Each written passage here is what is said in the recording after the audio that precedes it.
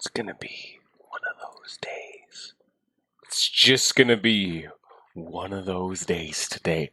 Hello, welcome back. I'm feeling quite a bit better after a few more days of rest. However, right, and I mean right, as I click start stream, a bunch of fucking background noise begins. So, you probably don't hear. Why is my controller not working? You probably don't hear it right now. That's because they're upstairs still. But if you hear some yelling or some door slamming, ignore that. Not important. None of that is important to what's going on. What is going on is, well, once the game decides to work, is we're going to actually finish doing my job from last time, which is doing the final giant battle. Either way, welcome back, everyone. Welcome back to Skies of Arcadia. And on top of that standard, really just generic welcome back because I'm a hack and have no sense of creative integrity, we are actually going to start doing a lot of actual progress, or at the very least interesting things, because we finally have finished all of the boring, stupid garbage, you know? Like all of that. So we're not going to go around looking for moonfish. I mean, we are, but I more so meant discoveries. I'm not quite sure why I said moonfish. Anyway, I gotta quickly figure out where the fucking boss is. Because I know he's above the rock's nest. So I need. The guy doesn't just tell me where Rock's Nest is. I need to look it up. Oh, it's over here. Okay. Okay. Great. Real convenient there. Okay, Weevil, I don't need you giving me shit. I just tap back. You're not even in the viewer list. You're, again, a ghost gamer. And you're already BMing me. I'm sorry, man. Just because I had the week episode, I guess, and the week off of streaming, because, oh, wow, I was dying. Just because I had that doesn't mean you could spit in the face of hospitality. I won't allow it. How you doing, Weevil? How'd your week off go? I'm back, though, and I'm not actually, like, seizing at the mouth. Anyway, we're looking for Floaty Boy. He's supposedly, like, above the clouds, which is why he's, you know, like, difficult to find. And you can't do him before now, because he resides above the sky. Oh, what's that down there? Oh, that's not important. You see any... This is going to be the only thing we're going to have to actually search for today. Because after this, it's just going to be plot progression. Except for the one time we have to do more optional bosses. Because I think after this, there will only be one more proper lump sum of, hey, let's do optional crap. But that time, it's just bosses. It's at 2-4, right? Yeah, 2-4. Okay. Okay. 2 to the right. 4 down. That's directly in front of me and to the right. Okay. It's just floating. Just somewhere. Okay. Well. Any y'all see anything? As the guide's really not certain about telling me about this. It's another one, except this one's a boss, so it's not like I can say, oh, it's another moving discovery. I'm kind of, come on, man, I'm trying to fucking make this video start off interesting. Come on, where is it? Weevil, do you see anything with your bird eyes? Ninja, do you see anything with your lurker eyes? Oh, I've gone too far again.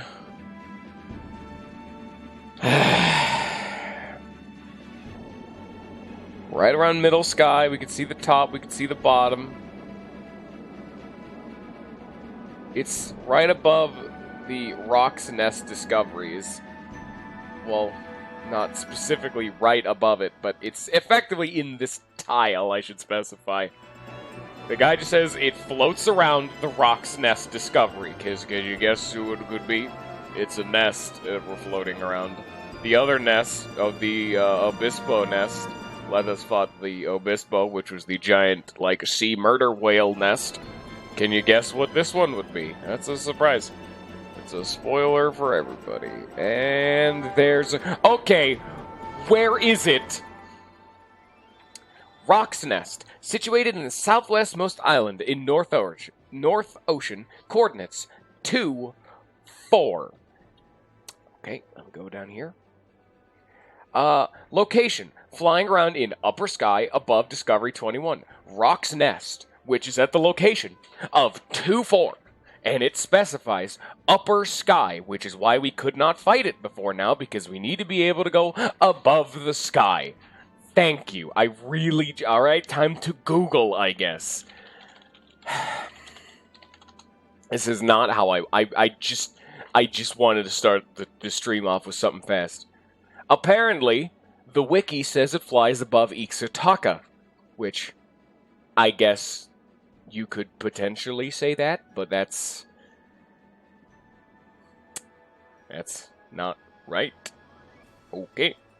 Well, I guess let's go float above Ixutaka, which actually also sounds weird of an answer, because if you'll remember, we've flown above Ixutaka, and it wasn't up there, so I don't understand. I guess you... Oh, jeez. Oh, gee willikers. Hello, lag. I guess you're hosting me now. Do you even stream? I mean, I appreciate the sentiment nonetheless. There you are, you fat son of a bitch. You weren't above Rock's Nest at all. Oh, I'm up at the... He is above the limits of the sky. If you remember the lore for the Rock's Nest is no one's seen Rock in a bajillion years, and you're wondering why? Because it's above even this height. Say hello to an extinct species. Time to do a thing that PETA would definitely approve of. Time to get physical. Time to get very violent. All good things. There we go. Now I can actually be an entertainer again. It's more the sentiment, you know, I do appreciate it. Thank you, like. I'm never real enough. I always say it like, oh, fuck you, lag. Who the fuck said you could host me? No, thank you. I appreciate it. I do gotta be nice sometimes. I gotta show the humanity of this. I do it occasionally with Weevil and Lollifant because they're good boys.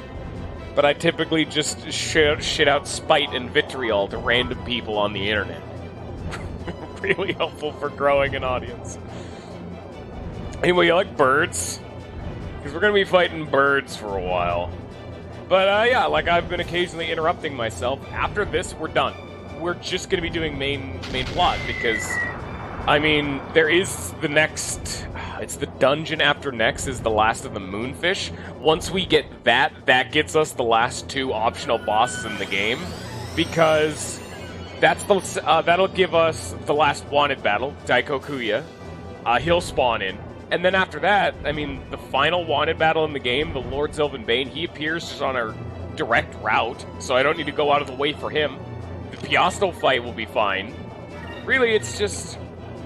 Whatever you gotta do is whatever you gotta do, man. It'll happen when it happens, you know what I'm saying? Alright, rude. Thank you, lag. I'm trying to think of anything else I would need to do. It's really just gonna actually finally be plot, and then more plot, and then plot. We're gonna, like, play the game today. Wow, I know, exciting. It's not going to be, okay, it's time to do plot for 2 seconds and then do a bunch of side bullshit. I mean, there will be that, but that side bullshit will come after 2 whole dungeons. And lots of plot. It's tearing our ship apart. It did 700 damage. Oh no. I'm very afraid. You know, I was entirely legitimate when I said ship battles have reverse difficulty progression, where they get easier as the game goes on. In fact, the third ship battle in the game, the first boss ship battle, is probably the hardest fight in the game. It is, like, look at this. This isn't a fight, this is a slaughter. Even my baby bitch attacks are just gun. If I had just decided to go full Rambo mode and just do damage turn 1, it would be dead. If I had attacked it just one more time. He got me. I've been gone. I mean, just hold our position. I don't care. Did I get it? No, it's gonna die now. I don't care. I don't care. I don't care. Hit it with whatever I want. I win. Are you proud of me yet, Dad? It made a bird explode. It is actually an endangered species. That was the only one left. Ignore the fact that that was like island-sized and needed to die. Probably. I'm not one for questioning my flights of bloodshed fancy. If my body says it's time to kill, then who am I to stop it? Anyway, let's go over to the Maw Tartarus. There we go, that's it. Bada bing, bada boom. Got the fanfare, isn't it? Remember, we still gotta do optional, I think it's above like 15 optional ship battles, including the giants. So, oh hey, ain't that convenient. There's one right there. So I'm gonna have to occasionally fight these little buggers. I know, exciting shit. Oh boy. Let's consider this just a random encounter. Ooh. Yeah.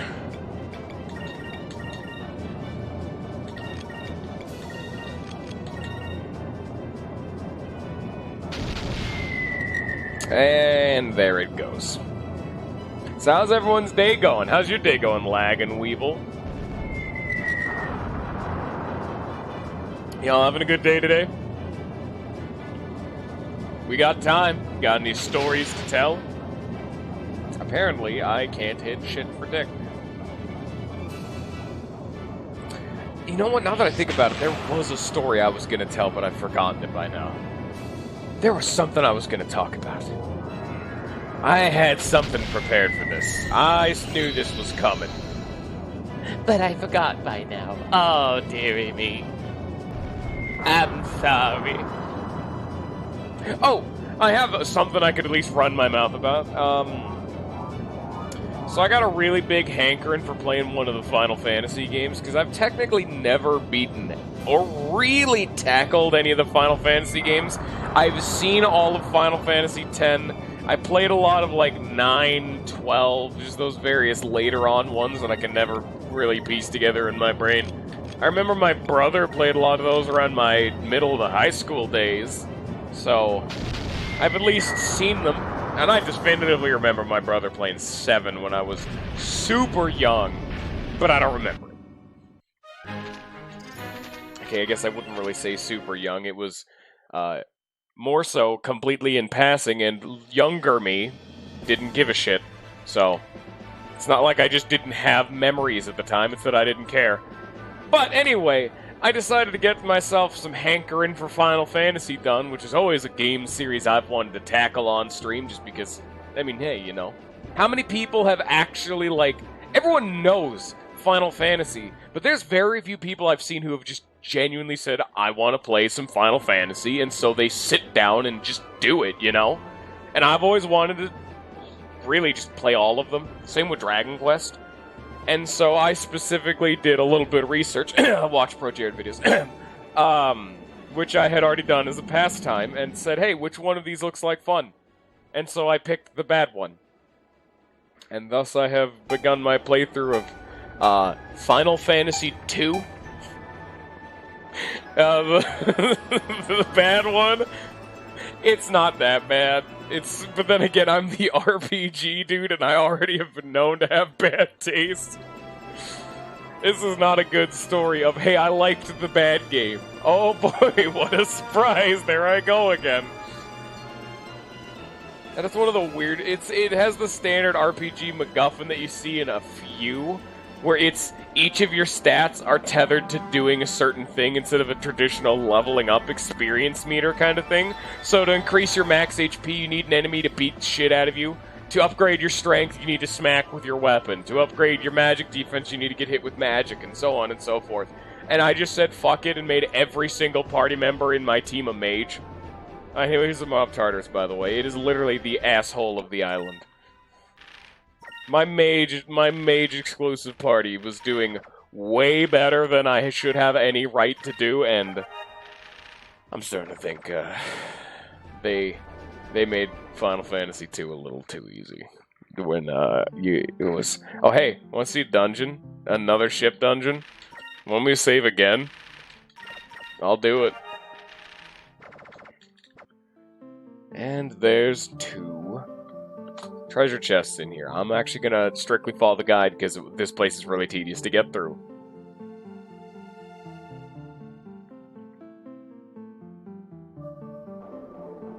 This is effectively a long hallway with a left or right way to go, and then another left or right, and then another left or right, you know? And if you pick the wrong one, you go to a dead end. It's that kind of a dungeon.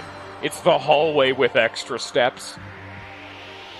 Which, logistically, I mean, it makes sense. It's literally just a randomly forming cave structure in the world. It's not like it's designed. But man, that's boring. So that's why this is the one dungeon that I definitively remember being. It wasn't difficult. It wasn't even that interesting. It just was slightly annoying. I'll put away my pride of not wanting to directly follow the guide just to make it at least a little bit more interesting of a viewing experience.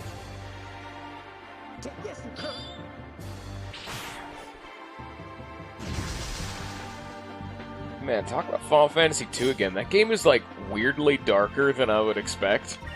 That game really just kind of starts its stride off with almost every city in the game that I've been to has been not only destroyed, but almost every named character I've seen has died at some point. Do people just keep dying in that game? It's really kind of metal. I mean, it's the standard thing of, oh man, the Empire is invading. Except, like, in most RPGs, you'd think, like, oh man, I gotta stop the Empire before they start invading. No, they've already succeeded in invading. They are well on their way. You start the game with your home city being burned to the ground, killed to the last man, woman, and child. And then you get gunned down in a forced loss battle in the first 2 seconds of the game that literally just involves your entire party being one hit. Then you find the rebel camp, then they all die, and then it just begins. It just continues on like that. You really did not have a fun time in that game. I mean, it's still like Final Fantasy II. It was an NES game, so it's not exactly deep, but it's still notable that, like, man, there's a bit more bloodshed than I was expecting. How often do you see in a game where, okay, this dude's dead, alright, that dude's dead, and most of the time it's off-screen or, you know, in some shitty cutscene, but at least it exists. It's something interesting. I really was expecting Final Fantasy to be like Dragon Warrior, where it's alright, the princess has been kidnapped by a dragon, go save her. Go right. Apparently this will lead us to a dead end and a treasure chest.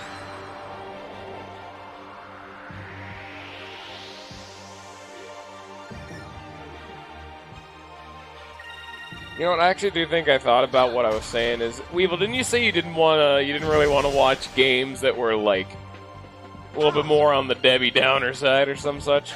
Or at least you weren't as into those games? You're probably not gonna like, End Roll, now that I think about it. That is another game that does not end well, at all, for anyone involved. It's not the happiest game in the land. Yeah, I'm sorry to say, but you're not gonna have the most fun time. I just like to enjoy my sadness. It's not even that I'm a sad lad or a sad man, I just find it fun. An utter victory. You know, assuming I could actually get goddamn RPG Maker games to work, son of a bitch.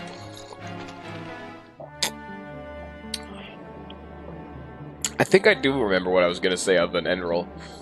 It was just about the bitching that, can I have Incremis, please? Can the game just give me Incremis, for the love of the Lord? We got more optional bosses coming up, and can I just have Incremis?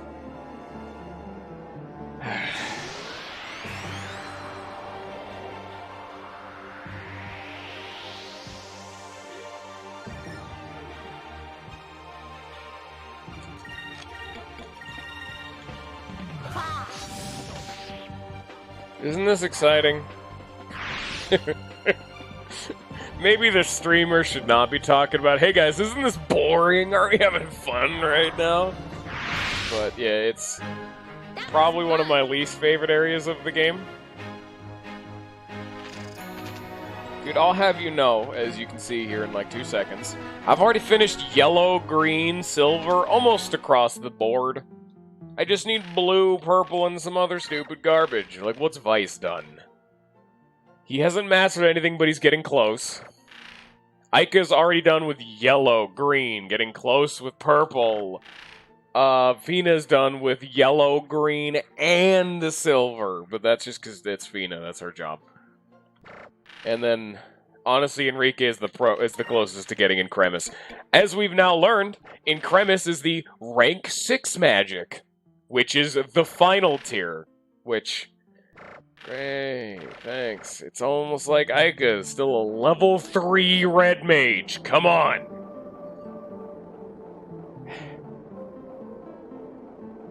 Hey, you see that? You want to know what's really confusing on top of everything else? That, oh no, it's a dead end. Nope. You gotta touch the big stupid crystal that you wouldn't think to interact with. I was told this is what I interact with. Internet, tell me what I'm doing wrong. Yes, it can be found within yellow crystalline pillars. Do not deceive me, for I shall not have the wool pulled over thine eyes. Over there. Yeah, I was literally just gonna slam my face into it and mash the A button.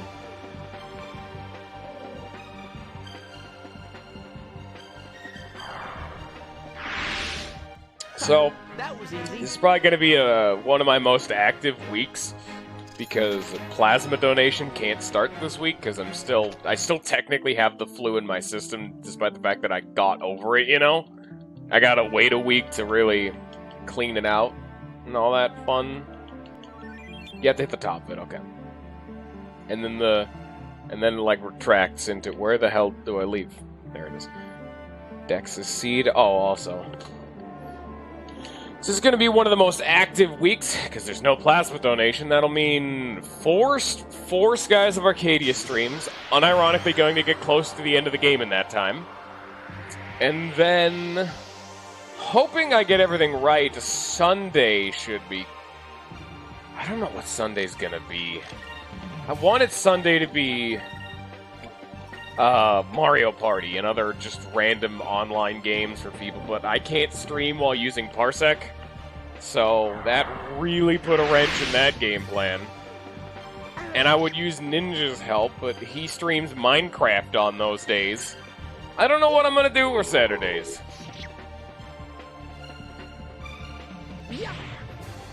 Still need to figure that piece out.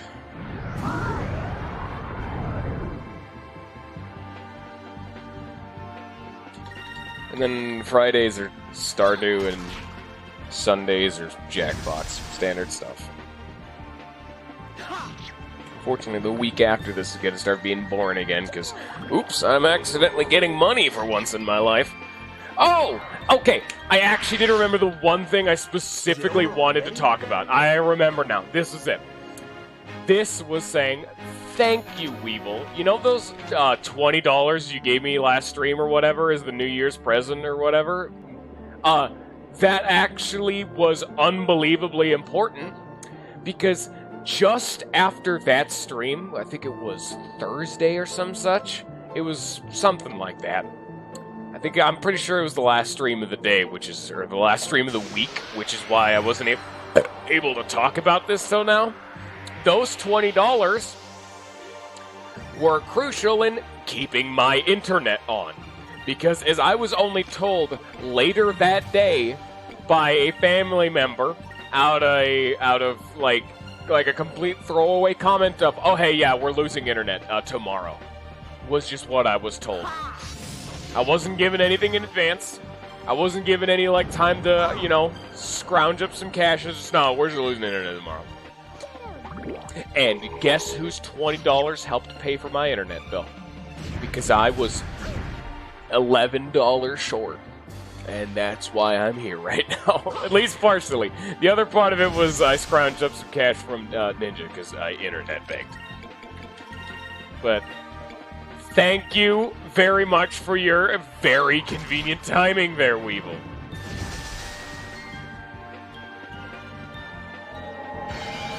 I still have the rest of that, like, cash in the bank, but I'm saving that just in case. See, normally that wouldn't be a problem because that's what my plasma donations are for. I typically get, you know, 25 donation number 1, 45 donation number 2. That's typically enough after a whole month to pay for a bill or two, but I've missed nearly 2 weeks of plasma donation. That's around $130. That's an internet bill. That's a whole bill that's gone unpaid when I do this. I'm talking we're short on cash. It's always fun trying to, you know, get a job when you have scoliosis, are planning on moving soon, and you have a rather fun family life. It's all good times. Hello, my fun. How are you doing? We're talking about my bill situation. Fun conversation topics, I know, right? Hearing the, oh, hey, I'm struggling to be alive because it's expensive. Aren't these fun conversations? Bring the kids. They'll have a grand old time. Okay, you do not need to be dropping no snow lads in my chat. Those are for Ninja's chat and not mine. Snowmen are banned. I would say that if they weren't also his best emote.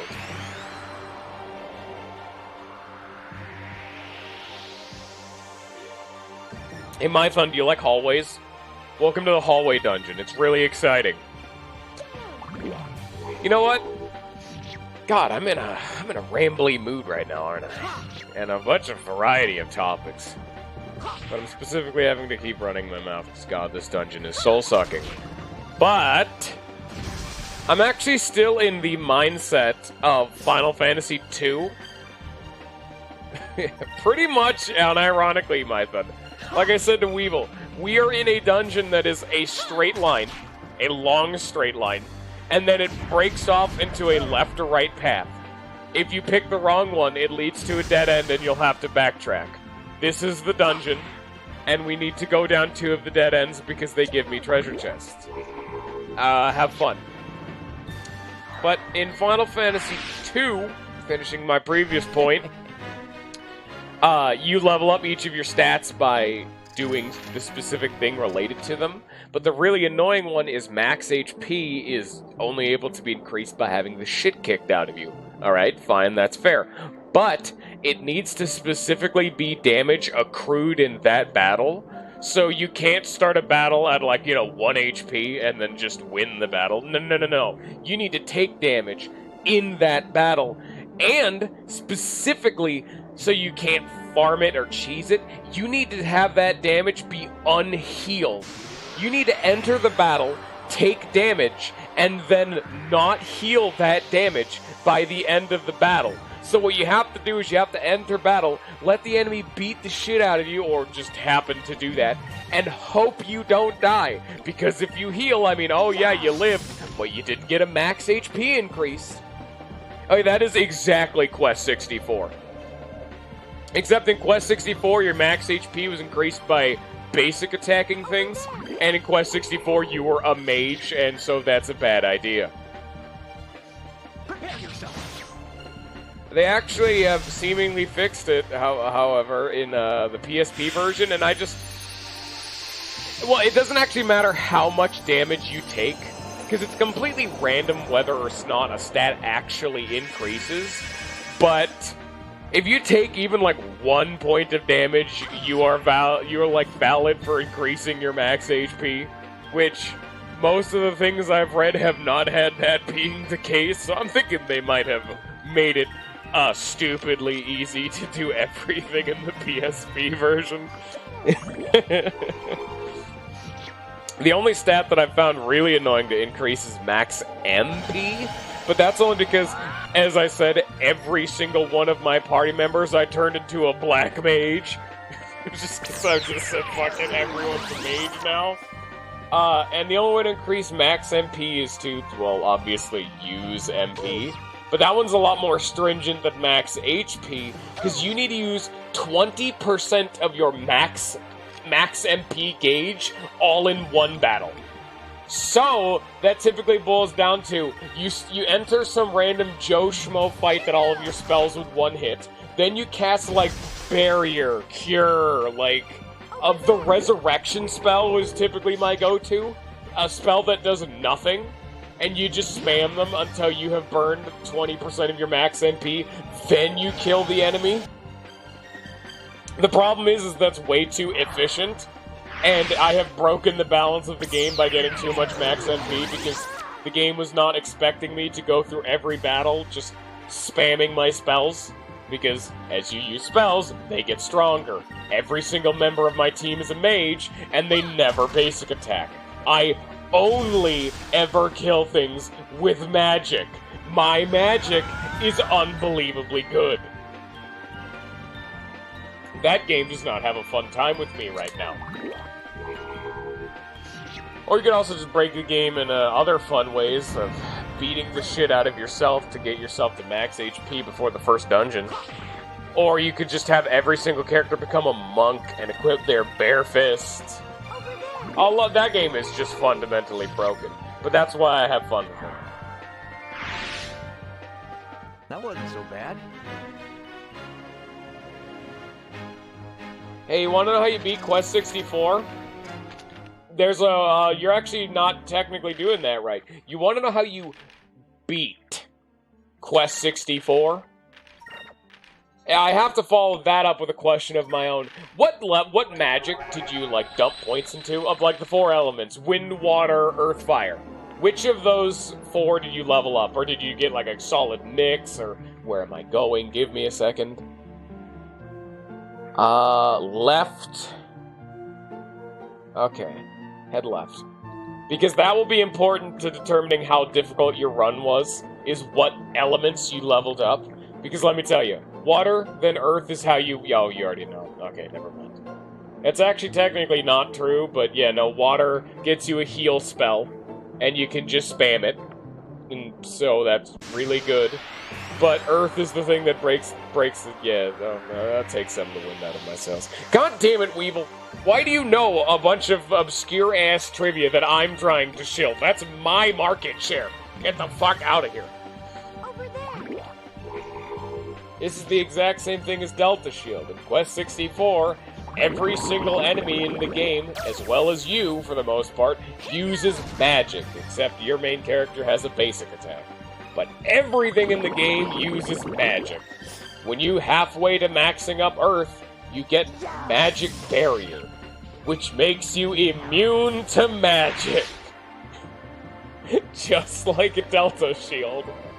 And when everything in the game, even the final boss, just spams magic, oops! Hey Pumpkin, how you doing? When everything in the game casts magic, and you become immune to magic damage, you can tell the balance of the game kinda just goes right down the shitter.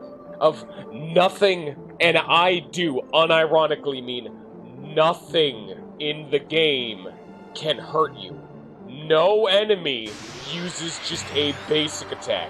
Even enemies that seemingly punch and kick you, they hit you with their fist and then a fireball comes out. There's no exception. There is no escape. Everyone's a mage. You live a mage and you die a mage. Quest 64 is a lawless wasteland.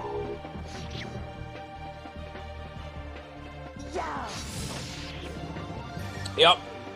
But if you have the literal immunity and immortality button, and all you need to do is cast it every 3 turns, if you forget to cast that, I think that's more your problem than the game's. I mean, it makes your character super lopsided, but when I played through Quest 64, I did learn about the water magic thing, and so I never bothered to get any stat other than, like, max MP and all that garbage, because why would I bother with defensive stats and max HP when I can just have such an unbelievable pool of MP and I can just heal up all the damage, and I won the game. That's how I'm playing Final Fantasy II. I'm just a mage. I'm just playing at Quest 64 again. Oh, God.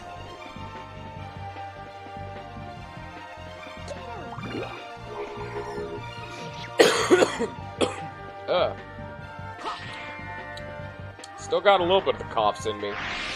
I'm not 100% better yet. I'm like 99.9 though, but I got it occasionally.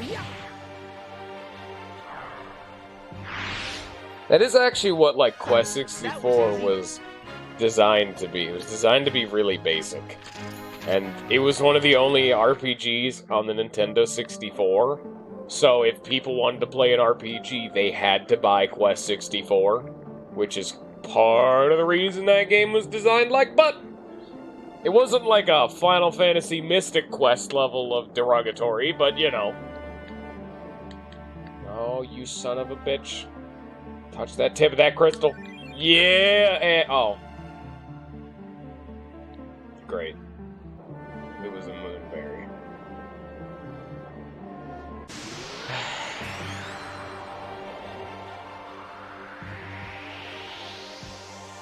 Are we having fun with enemies yet?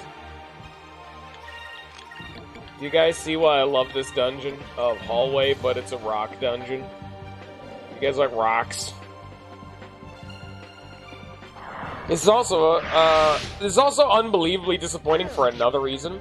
Every single Gigas-related dungeon has had a very interesting design. There was Rixus for the green Gigas, the Temple of Pyron for the red Gigas, there was Mount Kensai, I believe it was, for the blue Gigas, there was the entire purple civilization, for the most part, for Racnum, the purple Gigas. All of them have been just amazingly designed dungeons. Rixus was a foggy, shadowed ancient temple with futuristic technology set out in the middle of the woods that no one has been to for thousands of years. Except for the fact that it hasn't been thousands of years, but that's plot point. Temple of Pyron was your standard Indiana Jones ancient pyramid death temple with death traps everywhere, except this time it had, like, lava flow puzzles and was your standard desert dungeon. You had the Temple Kanzai, which had a unique spin of being an underwater dungeon, which it was slow as hell in some parts, but at least it was, like, an interesting. It was all about raising the water level as much as possible. And don't even get me started on the sexy-ass purple dungeon, it being the entire remains and ruins of it's not even in ruins, it's just the remains of the purple civilization carved into the ice upside down, and it's just you going through just an empty ghost town. That was fun. It's nice. It's very nice. And now we're at the yellow Gigas of it's a cave, but it's a cave. Yeah, but it's big. Like, don't you guys love the design? It's a cave. You see? You get it? Yeah, there it is. Oh boy. It's a unbelievably massive cave. Like, stupidly large. But it's a cave. It's not exciting. No one loves it. It's exactly that. It's normal cave, but lad-sized. And we have to fight a bunch of Carnilacs, I guess.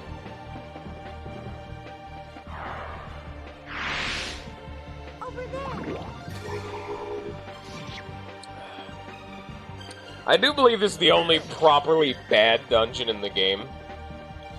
Because let me tell you right now, when you start dicking around with the Silver Moon, because that's like the end game, that's when you've completed everything and you go like, you know, return the fucking crystals to the Silver Civilization. That's kind of a neat thing they do there. It's clearly not its own dungeon, but you at least get a small taste of it. That one is at least slightly interesting, despite not really being a dungeon. but I don't want to say too much, obviously. That's why I'm not really going into the finer details.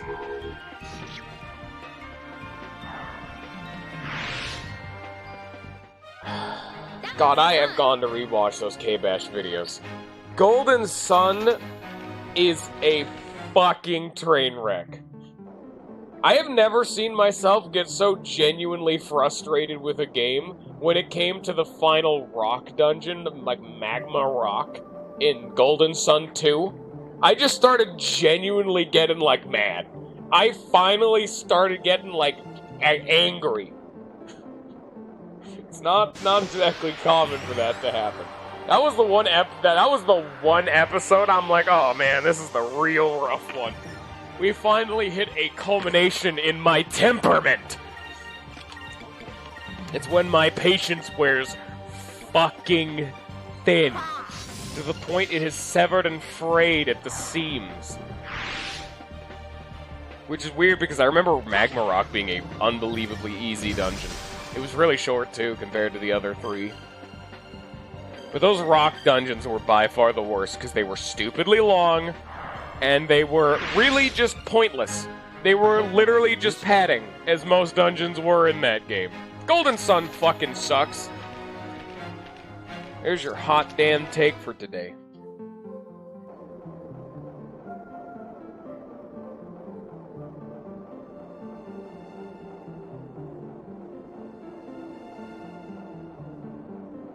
Specifically talk about hot takes, I'm quite enjoying Final Fantasy II if you want to get real spicy.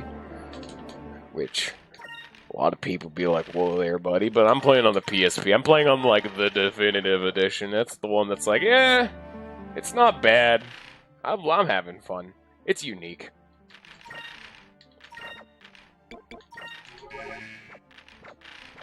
Alright.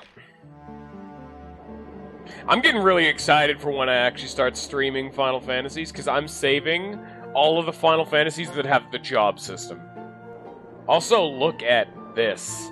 Say hello to the bottom of the... okay, this goes way higher than I was expecting. Oh, it just keeps going. Oh, what the fuck? Hello? Are you the... Is that the Gigas? It's just hanging out? Is it... Holy shit, it's moving! Oh, God. Hi.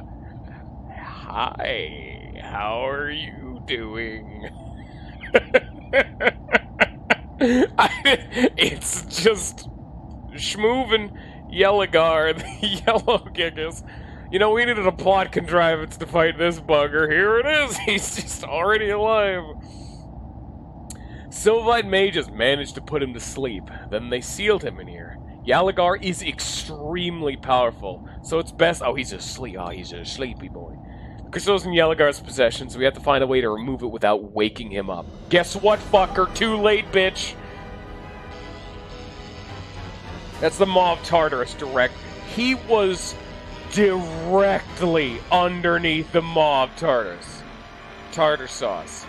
Tartask.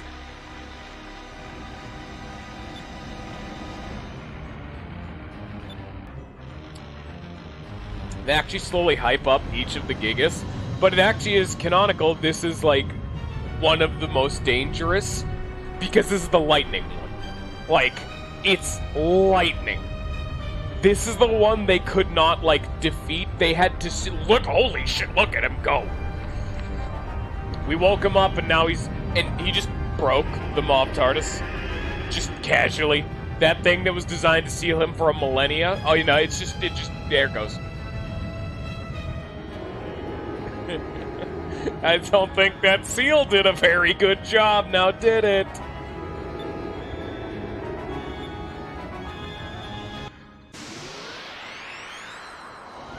To be entirely honest, the big, scary, electric spider, not a fun creature to fight. Welcome to boss time. Ancient records say its thunder tore open the skies themselves, and its roar shook the ground. Doesn't sound like a very friendly Gigas. I do not like the electric spider. Not a fan. Gotta say.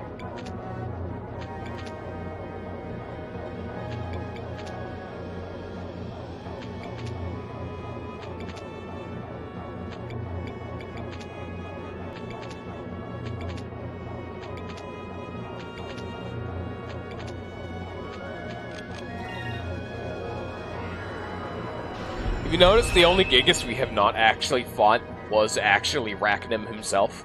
The one the game has been hyping up the whole time and had a big plot reveal that he's the purple Gigas is the only Gigas we have not fought. And the only one that would remain would be the silver Gigas, but that's under control. Because, you know, the Sylvites already have the fucking crystal. You know, now that I say it out loud, doesn't it sound a little bit concerning that we're just giving all of the crystals to a civilization we don't know about, but I trust Fina? But then again, Ramirez, the lad, came from them too, so I don't really feel comfortable with this. Ow. Oh man, it's just as powerful as the bird. The big bird. You guys like ship battles? That's what we're doing today. Oh, you know, 17. And it sucks. And it sucks. Guess what? It sucks. It's weak. It sucks. This isn't the red Gigas where it's literally impossible to kill. It's not the green Gigas where we have to use environmental damage and stall for time. You just kill it. That's one thing I'm not a big fan of. We should not be able to fight Gigas. Gigas are designed to end the world. They're living machines created at the apex of society that were so dangerous, the Sylvites had to completely eliminate and genocide all races on the surface of the planet just to stop them from having the threat of a Gigas. I don't think we fuck with that. Something tells me we don't win these fights traditionally. You know.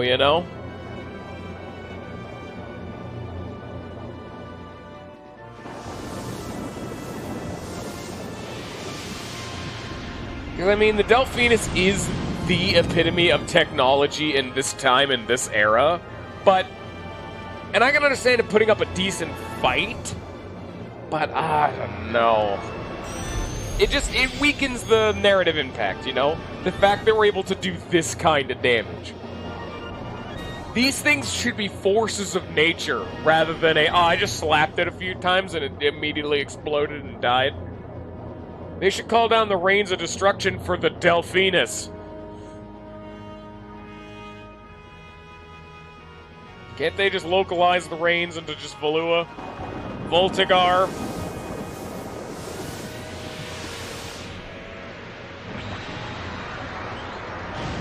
That was cool.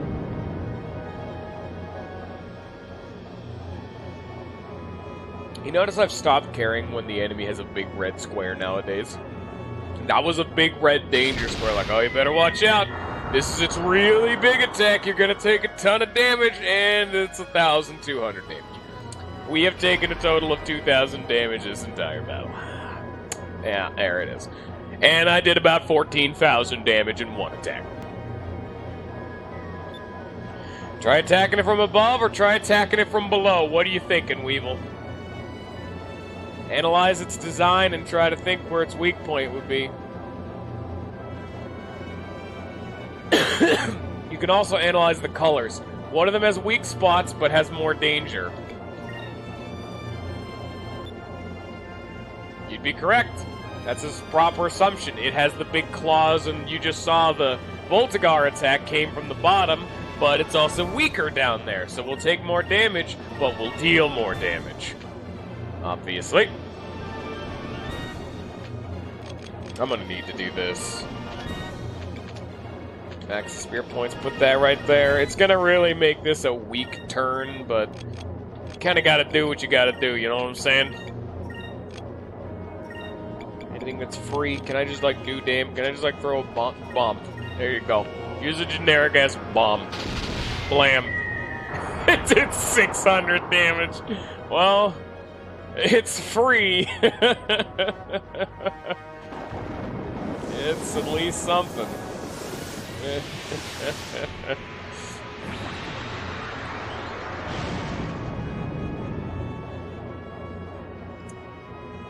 Well, I'm not incremed.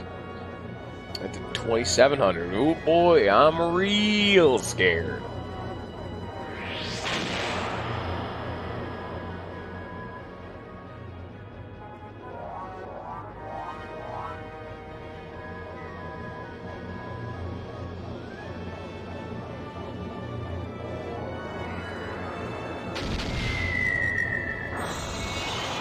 Yeah, magic sucks, if you couldn't tell. My torpedo alone did 7,000 damage. And it, did 3 times. It did just over 3 times the damage. And I mean, yeah, it was 3 times the cost, but God, magic's just not worth it, When you only have so many attacks you can actually do on those weak turns, why would you even try? Rala.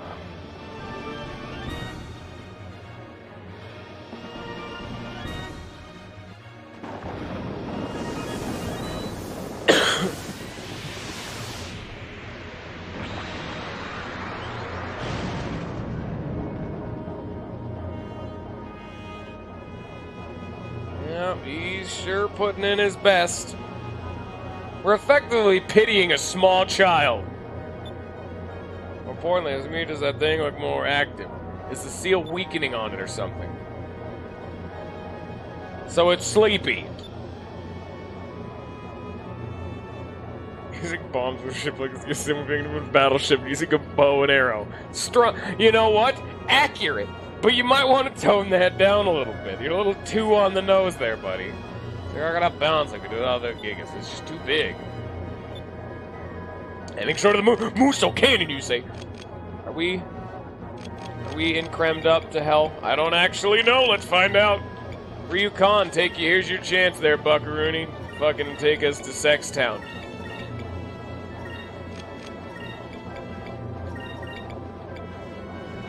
Are you ready to fuck his ass up? And I'm about to take a stupid amount of damage because fuck healing? I don't even know why I would use Ryukan over just Increm when Ryukan is like more than twice as expensive, but fuck it, I want to see. I think it lasts for 4 turns. I think that's exactly it. Increm only lasts for 2 turns, same with Quicka. But Ryukan, I think, lasts for 4 turns. So that's why it's slightly more than twice as expensive, because you only need to cast it the 1 time. And it lasts for longer. It frees up the space. They're about as equivalent in effectiveness and value. But Ryukan is more convenient at the cost of being more expensive. God damn it.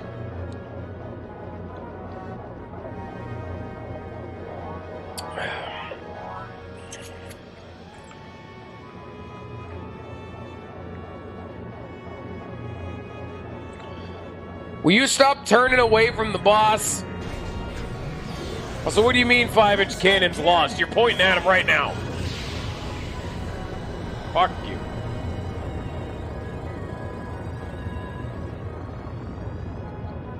Oops, there goes half his HP. Oopsie doopsie. And then he lost the target because that Moonstone cannoned him. I don't know what attack he was gonna do, but it's off balance. Time to unload on this kid. Oh, I'm out of juice. Now just gonna do it again. Moonstone Cannon, fire! This actually proves one thing. Moonstone Cannon does not have a cooldown to it. You know how much easier this game would be if I was in control of the Moonstone Cannon instead of the game? I would literally be using it like twice per turn. I would just be pop a Rala, give myself max stats, pop an Increm and a Quicka, next turn, Moonstone, Moonstone, Moonstone, Moonstone. Win the fight, because Moonstone can't miss either.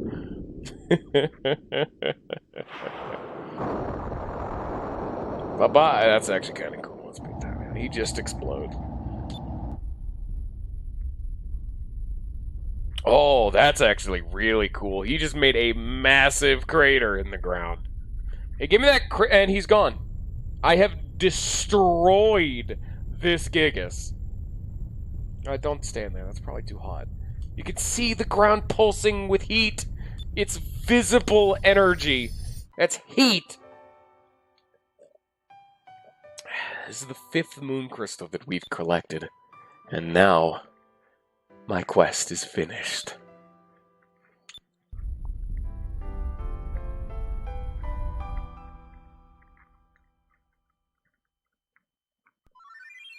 See the yellow moon crystal.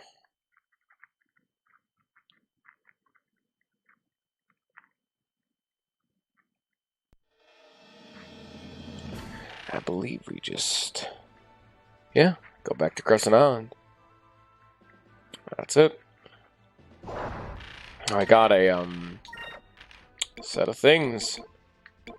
Texas Seed. I believe you got a weapon. Yeah, Thunder Cutlass.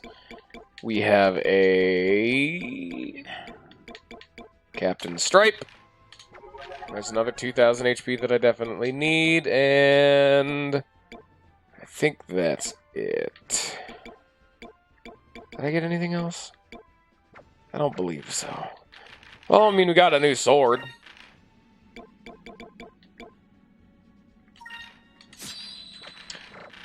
Nice. There's that ladder. So how'd you guys like the yellow Gigas? Wasn't that as exciting? You know, that's the one they've also hyped up the most out of all of them, because you had to come back. Going for the yellow Gigas was what, like, you know, killed off Drachma. But that was totally flaccid. I mean, it was an interesting design, and it was, like, cool, I guess, but in the grand scheme of things, what did that thing achieve and accomplish and succeed at doing with its life? Just about jack shit. It had the worst dungeon. It was one of the least relevant ones. Hell, even the blue Gigas at least lasted longer. I think the blue Gigas... I don't know if the... Oh, hey, there's Gilder. Hey, long time no see. You notice we actually had a gun that we got from the Moonfish quest when like, despite the fact that, you know, Gilder wasn't in the party. Hey, guess who's back?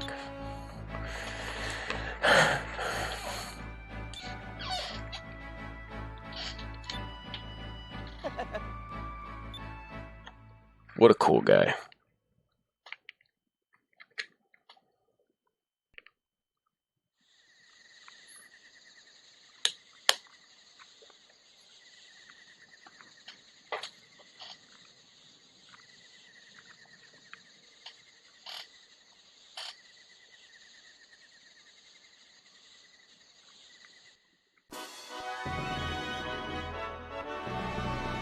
Bum ba da ba da ba ba ba da. Oh, here's all the crystals. Nice. I think it's actually the first time we've gotten a really good look at the blue one, because they did the blue one off screen, if you remember. That was the Japapan land dudes.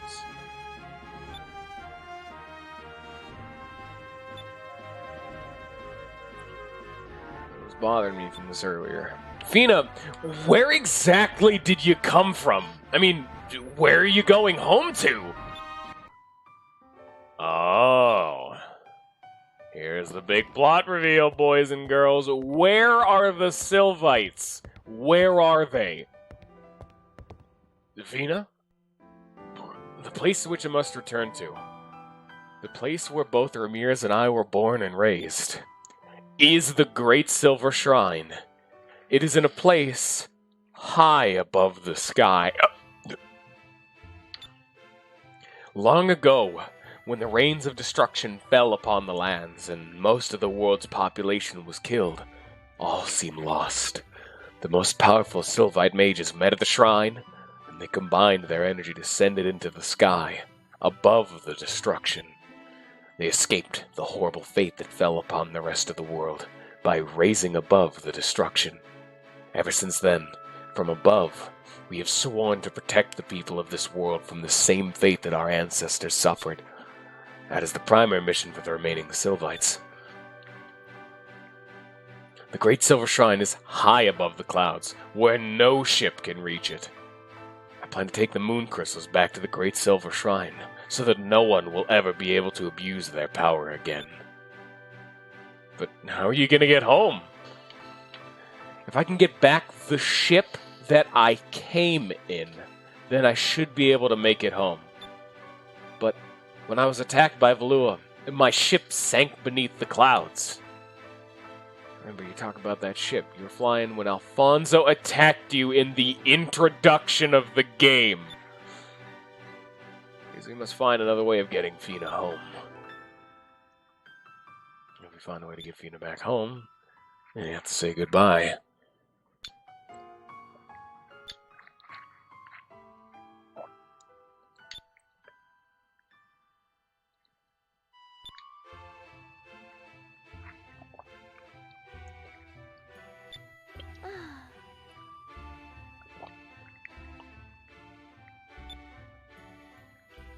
You see how much of a difference Fina and Ramirez are as characters?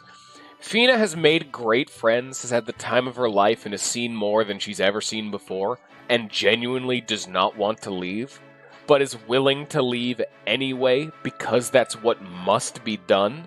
Whereas Ramirez, he was interacting with people he genuinely did not like, doing things he didn't want to do, and said, "Fuck it. This is what I want. I'm staying down here."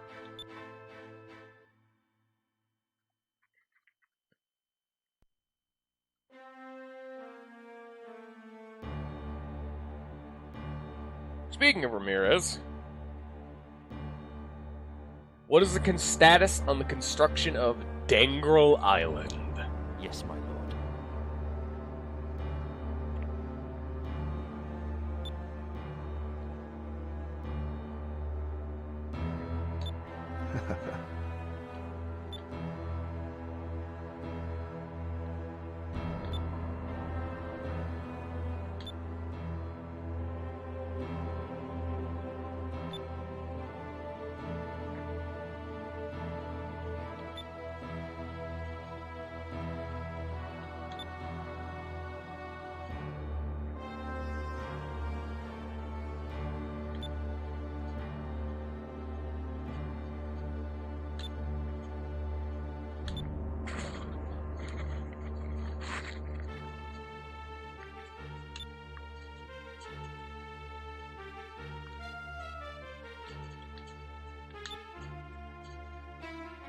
You see, back when I didn't know Ramirez's backstory, you never really learn why he does what he does, and that actually makes him a very interesting character, because he's like, what happened to him to make him like this? Was always the question I asked. Like, damn, he's apparently been a Galcian side for a long time. He made this decision a while ago, and this is just us way after the fact. No, now that I've learned it, I wish I could take it back. You dipshit. Anyway, that whole cutscene effectively said they're going into deep sky, which is... Remember that big black mist below the lower clouds? Oh shit, my phone's dying. I gotta plug it in, give me a second. But that big black sludgy mist below even the low clouds, that is referred to as the deep sky. And no one has been down there. However, they're currently creating Dangrel Island to fit DeLoco's ship and be able to traverse down there. Wonder what that's all about.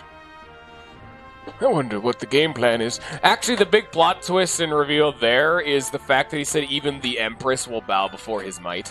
Galcian is looking to overthrow and betray even, like, the monarchy ruler bitch of Valua. So he's stabbing them in the back, at least partially, which also is hinted at when he said, call all the admirals to Dangrel. I want to see where they stand.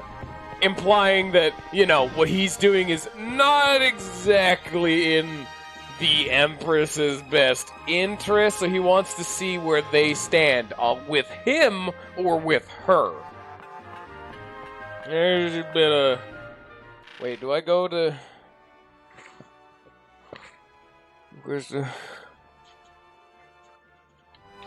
Yeah, that's actually really difficult to understand, but apparently I'm supposed to just go to Dangrel Island. Which, the cutscene is not properly conveyed. The fact that I needed to... Oh, there we go. I was gonna say, we better get a cutscene telling me where the fuck to go. Hey, Gilder, how you doing? I kind of forgot you were here. Get going. See you later, Gilder. Found out on the Armada's latest project. Heard about this the other day. It appears the Blue has begun advancing into the lower altitudes. Heard that the north of Pirate... By the way, how the fuck do they know how to get above and below the clouds? Again, god damn it. Heard the north of Pirate Island, somewhere beneath the clouds, they're building a base on Dangrel Island. It's just a rumor, but I heard they're building a ship that can go into deep sky. Yeah, beneath the thick layer of clouds, immersed in total darkness, there is a bottom of the world. No one has ever seen what's below the clouds. Some people say it's completely dead. What could be looking for down there? I don't know. But Fina's ship sank beneath the clouds, right? That must be what they're after. Thanks, Gilder. So, Fina's ship from the introduction of the game is in deep sky. They're going to deep sky. Maybe we can, you know... This is also one of my favorite parts of the game, because, frankly, this thing is logistically terrifying. We're effectively going into, like, the Mariana Trench equivalent of this world, where no one knows what's down there, and that shit's pitch black. Have fun. You can see it right here. Even you're not even allowed to get a peek underneath. It is literally just a block of smoke texture. That is the bottom of the world, and that is dark. It's fun, ain't it? Anyway, we're going all the way towards Shrine Island. So actually, Pop Quiz Weevil, do you remember what was so unique about beneath Shrine Island? It was all, I talked about it all the way back at the beginning of this stream. Similar to Fina's ship being revealed. I don't even know if you were watching then. You probably were. You're weirdly consistent. Even Lollifan fucks off every once in a while, but I appreciate it. That was, in fact, like 2 months ago. Valid. That's why I'm just asking. Don't gotta give me shit. Fucking Weevil. Hey. It's the Vortex. Specifically referring to, remember, like, at the very beginning when I was talking about the map screen? It's specifically, if you hover over nothing, it says the Vortex. Because, if you'll look at the ground, like the deep sky directly beneath us, you can see it's all, like, one consistent kind of, like, junk texture. Except for over here, where you can start to see some swirling, stupid bullshit. Say hello to the Vortex. It's spooky, ain't it? It's also a big-ass floating texture, and I just flew underneath it. I did not know that. It's a fucking texture. Well, that takes some of the fun of it out. Yeah, that was it. Anyway, I don't know if we can land over here, but... Oh, no, that's the... This is Dangrel Island. This bullshit right here. This spiky boy. How the fuck do I, like, get in it? Do you see something fucking, like, around here? No? Maybe this isn't it? I distinctly remember being that, though. Because it's right next to the Vortex. Like, right next to it. Which is part of the reason they put that there. Because, you know, it's very noticeable. Yeah, that was a discovery. It's not that.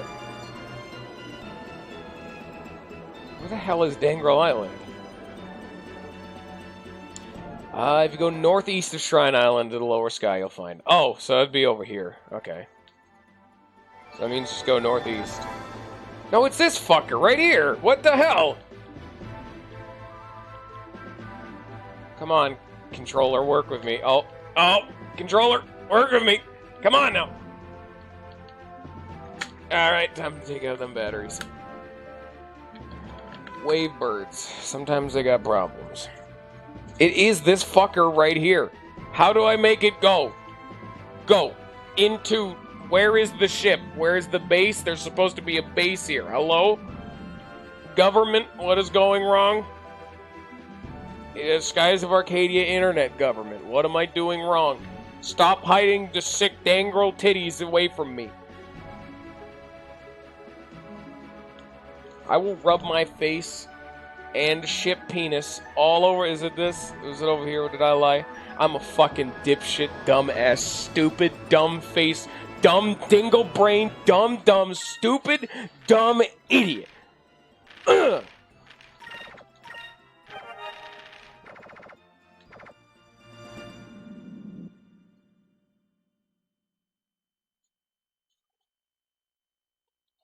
Say hello to the dungeon with the final 2 moonfish in the game. We are very close to the end of the game, Weevil. Urgent news affects all of you. You know, this is the same exact meeting room as they have in Valua. They literally just remade it, but on Dangle Island. Therefore, the Armada will no longer be under the Empress's control. Those who do not wish to walk this path that I have chosen, leave now. Those that wish to hear my plans, stay.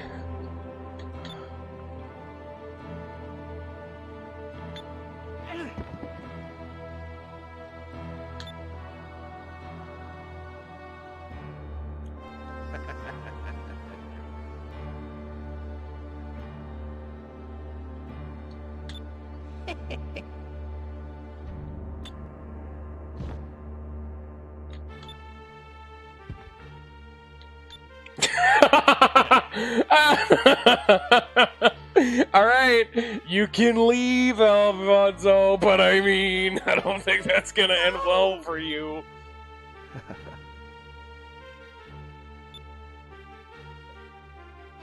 Hey, guess what? Alfonso is a bootlicking, noble dog. I know Blazes, like... Vigoro just likes fighting dudes. Belize is in love with him. DeLoco just is a fucking psychopath who just likes building psychotic bullshit. And apparently using slaves. And but Gregorio was the cool guy. He's been the only one who's been a cool lad.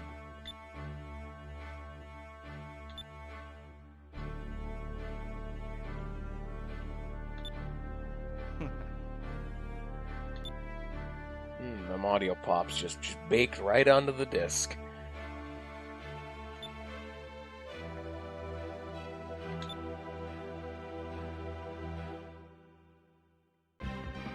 Gregorio is a maybe.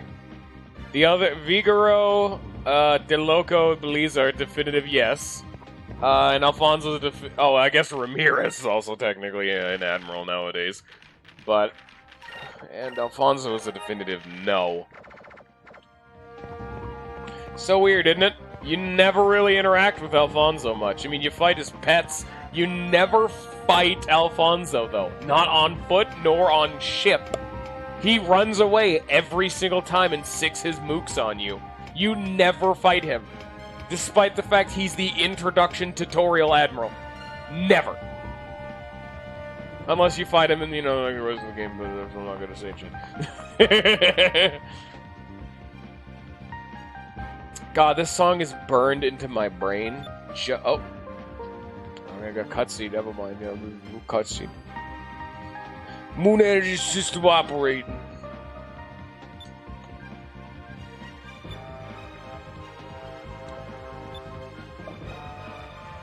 This song is burned into my brain because I remember being stuck in the... I talked about earlier on in the game. It's the game where the area where you first meet Marco and you're trying to rescue Dine from Valua. This song plays throughout that area. Yeah, we had way harder of a time. We being, of course, myself when I was a stupid baby man. And the Colosseum boss fight was a hardline stonewall blockade, boy.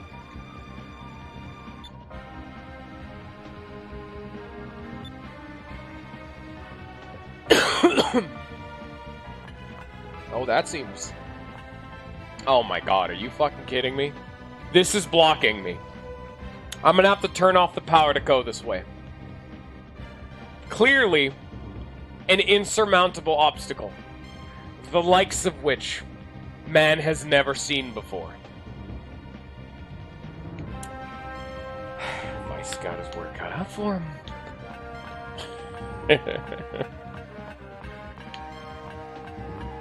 Yeah, what if they turn the fans on high and like just right then? Yeah, you know, right?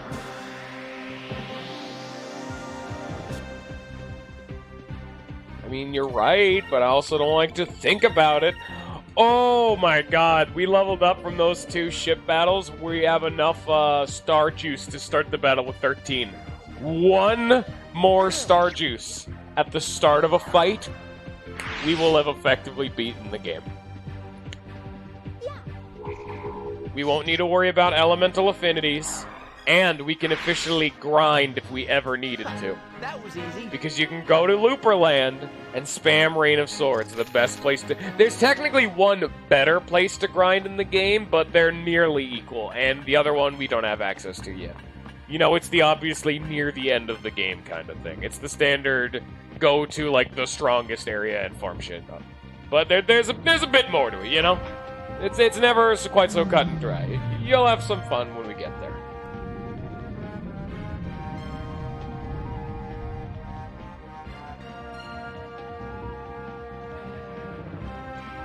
They had to head to a big old cutscene saying like, oh man, this must be the control of the power. We might be able to use this, and then, I mean, I can go to all of these grates and investigate them. Wait, how many? Whoa! How many?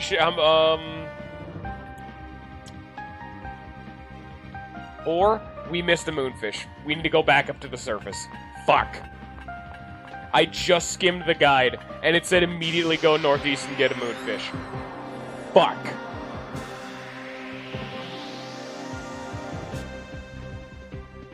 Well...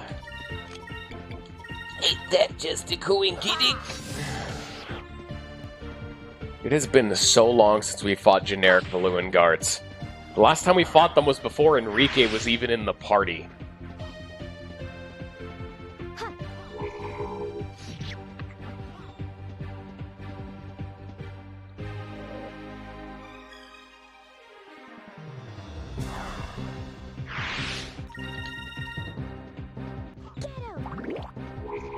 The final 2 Cham we need, because we need 2 more Moonfish and 2 more Cham.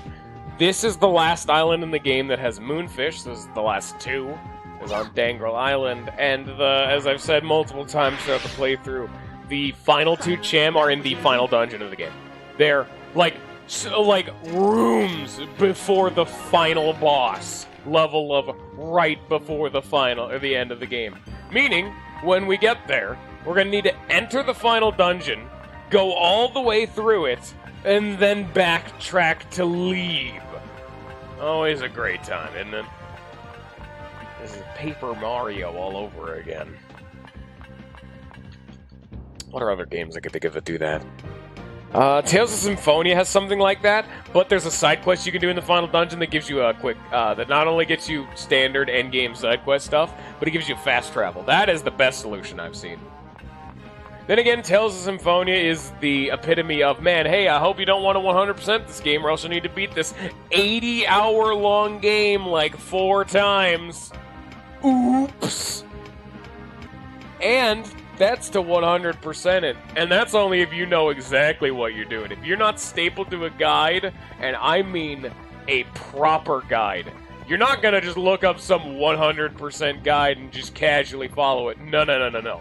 You're studying that thing every 2 seconds like your life depends on it.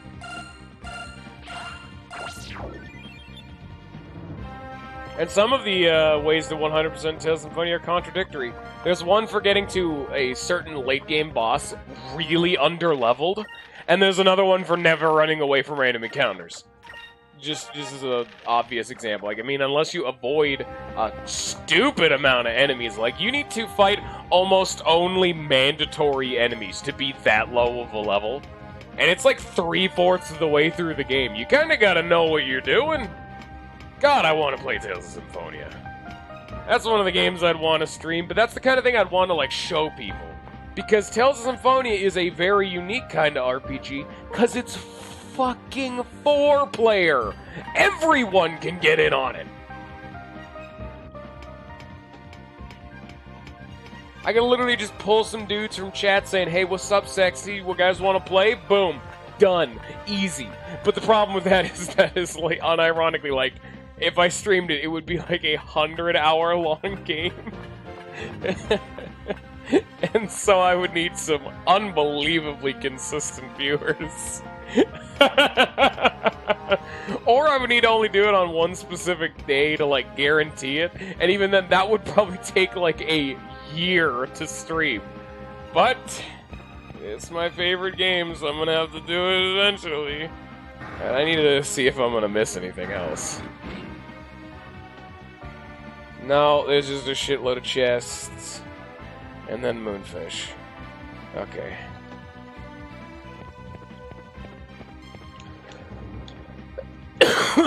Ugh. Don't cough, kids. I wouldn't recommend it. I think this is it. This is like the... Yeah. If you want your treasure chest, here's your treasure... Oh. Oh, maybe not. Huh? Oh, God. God damn it. This is the point of all those grates from earlier.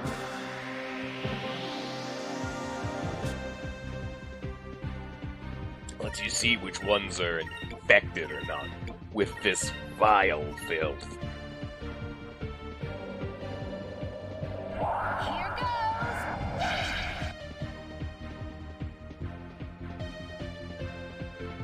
Take this.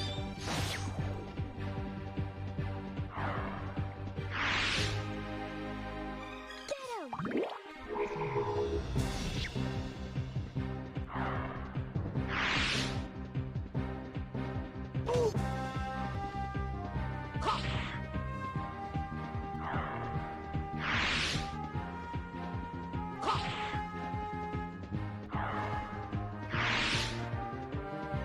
An utter victory.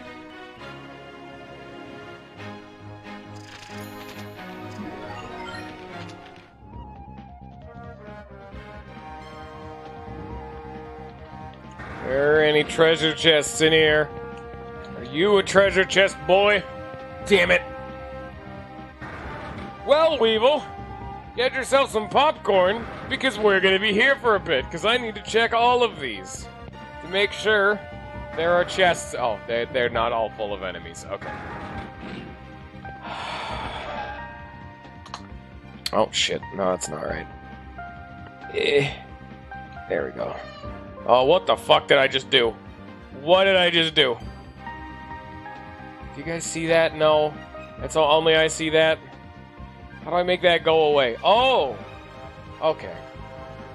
You guys don't see my perspective for the game because I'm playing it through the Elgato's capture, but there's like an overlay to it. I just fucked up the overlay.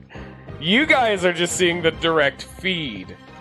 I am playing it on my left monitor, but that's just because it's real nice and convenient, you know? Blam. They kind of just hoiked all them dang old... Oh, hey, look, there's the actual me and not the bot me. They kind of hoiked all them there chests, just all in one hallway. And there's some enemies. No pumpkin pad. I'm specifically doing that to write down how many treasure chests there are left. So I need 2 more. Because 100%ing this game requires you to get every single treasure chest in the game. That's why I have the walkthrough open at all damn time. So I can see exactly how many treasure chests each area of the game has. And I have to write them down. And, well, what's the most convenient way to write it down? Right into the built-in chat box I have in front of everybody. Yeah. I've been doing it the whole playthrough. It doesn't matter. It's not like I don't know. I only count my numbers. But that's exactly why there's just a bunch of random numbers in chat. That is the, hey, I'm trying to be obsessively a completionist and I'm going to ruin my fun of this game. Because, man, sometimes going for 100% completion in this game has been a massive pain in my ass. Holy shit. It is rare for me to 100% a game. Because, I mean, like, how many games can you say you've done that you have sat down and done everything? And I mean everything. And I don't mean games that typically, you know, beating the game is everything. I mean, like, even any kind of game you play, whether it goes from RPGs to collecting everything, to, like, a shooter, to collecting all the achievements and beating all the, like, missions on the hardest difficulty. It's rare for most people. I have to really like a game to actually 100% it, because I typically will get most of the way. But for me to have to grind through all of the really tedious shit, I gotta feel some passion and some soul to that game. You really gonna catch them all in Let's Go Pikachu? I mean, that is the classic dream. That's one of the games I will never do. I do not like Pokemon that much.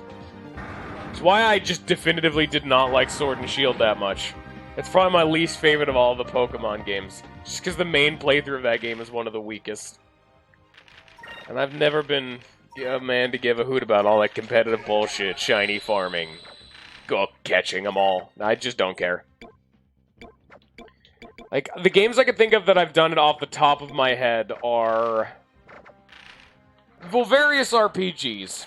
Those are typically, and besides, like, ones that I had to, like, sit down and do it.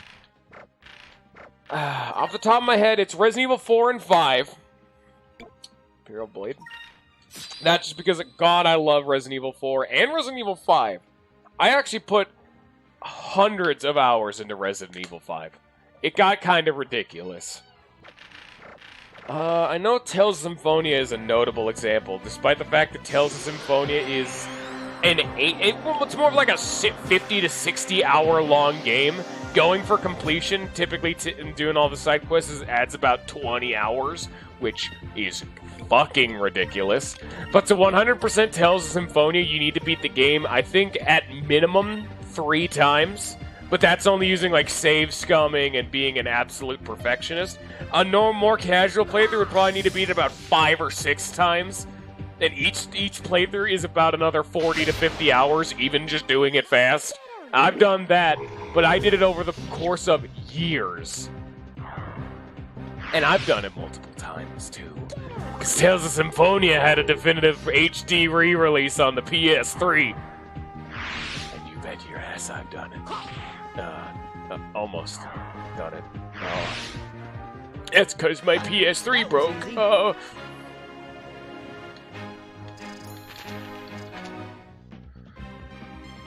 I'm not a real gamer. Oh, there, Vice. You having some problems here, Buckaroony? Okay.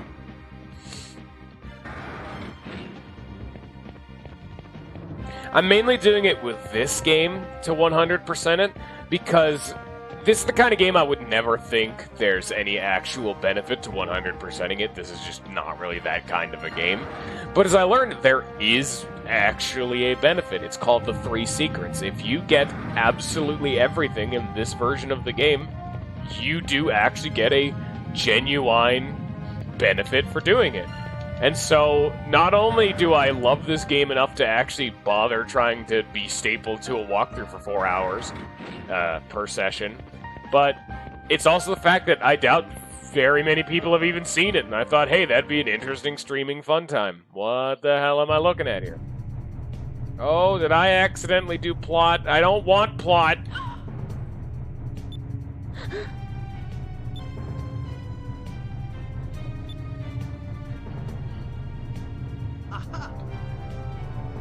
The ship is Admiral DeLoco's ship, the Chameleon. Appears that his ship is being modified according to these plans, as we know. We know what the Chameleon looks like. Yes. I need to get the other fucking moonfish there, buddy. How about you slow the fuck down, Mr. Plot? Don't you hate it when you're trying to do something and you accidentally, continue the game? Ah, son of a bitch. How dare I be a convenience streamer? Oh, Jesus. convenient streeper and try to progress in the fucking plot.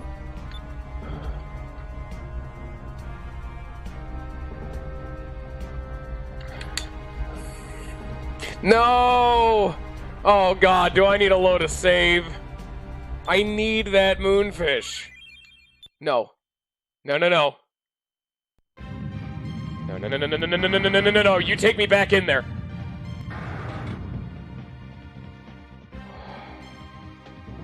As I actually just learned by looking at the walkthrough, it's actually past these fucking obvious schematics and then the game makes you leave after a forced cutscene. You need to walk past them all the way to the end of this very clearly empty hallway. This is one of the moonfish you would never find. There it is. Oh my god. Look at that. Never would, and it's the last one in the game, too. I'm fairly certain when you leave Dangrel Island, you can't come back. Have fun. This game is not 100% positive. They do not placate you just in your passive desires of trying to actually play the fucking game. Hey, welcome to our game. Thanks for trying to 100% it. Really appreciate it. Now get the fuck out. Oh, why you gotta be so mean?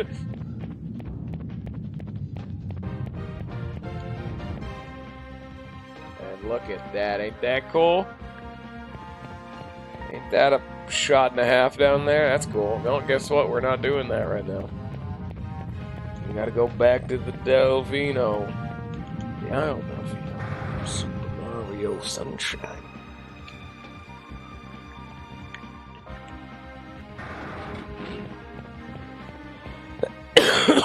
Ugh. Don't have coughs, kids. Go play your fucking Pokemon, Ninja. Get out of here. Hey, Ninja, we just got the last two moonfish. Like, the last two. And we're gonna go turn them in once I leave Dangrel Island. Hey, shut the fuck up, Galcian. Eat my penis. Hey, remember this dude we had to run away from earlier in the game? Bye-bye, see you later. Time to run again.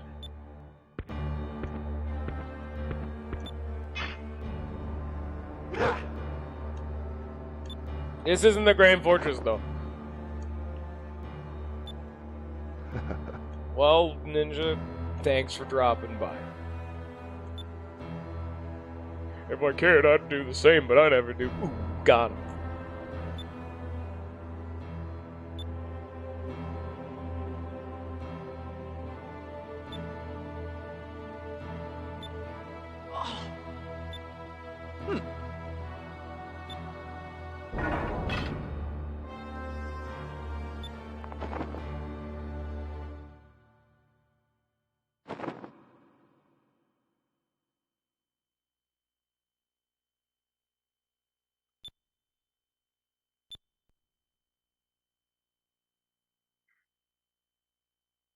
That GDQ VOD better have been the ZFG Ocarina of Time. No source requirement, 100% playthrough. I would know because I was already a fan of ZFG and I knew he was preparing for that run for the longest time.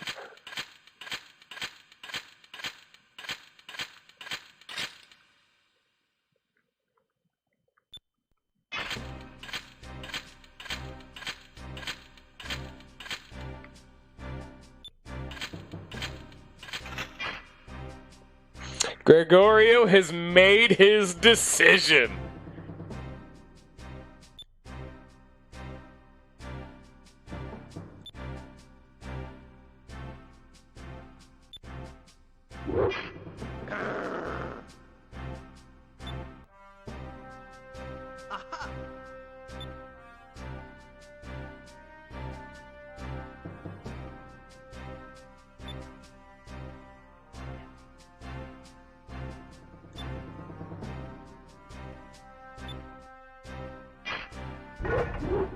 Let's be entirely honest. All four of us could kick Galcian's ass because I have, even unintentionally, have completely ruined this game for me when it comes to difficulty, just by actually being thorough and using all of the mechanics. This game has become piss easy. And so, let me tell you right now, Gregorio plus all of us is a W. He does not need to be doing what he's doing. He's more powerful than you can imagine. Yeah, fuck you. If I would not have a forced loss battle guaranteed if I tried to fight him right now, I'd kick his ass.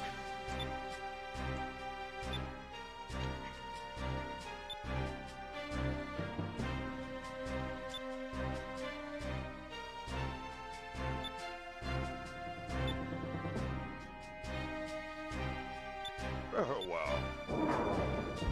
That's just a door. Just reopen it.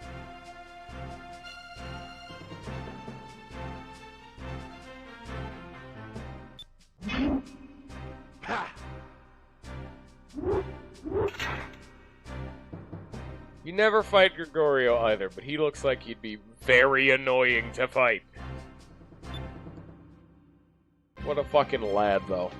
What an absolute machine. Going down fighting a tyrant when,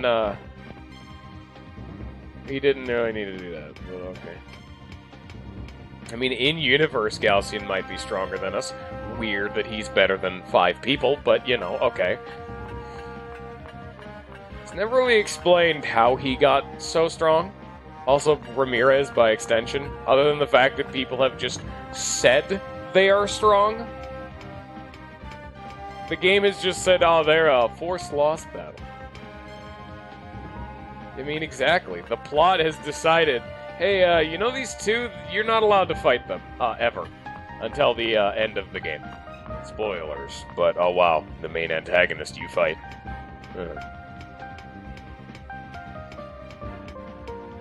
Dude, if this was, like, unironically, I could totally see this being like...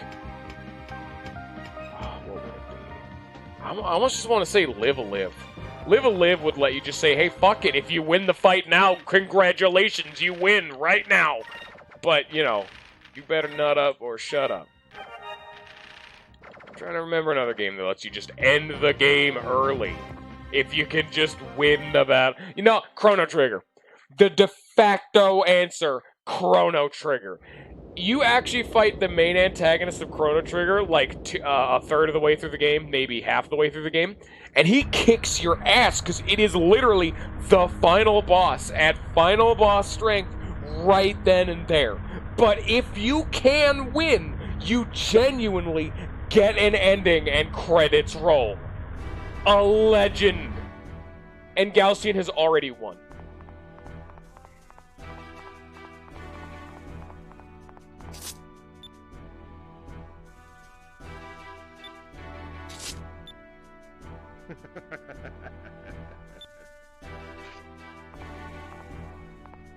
Well, that sword of his is so... I mean, I guess the sword itself is the cross guard because it's so wide, but...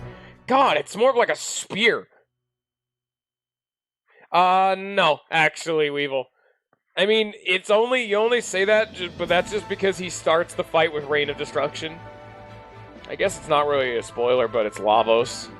And it is the exact same fight. I do believe he just starts the fight with Rain of Destruction, which typically one hits you. I am almost 99% certain that is the final boss stats slapped onto an enemy you're fighting like a third of the way through the game. It's totally possible to do it too.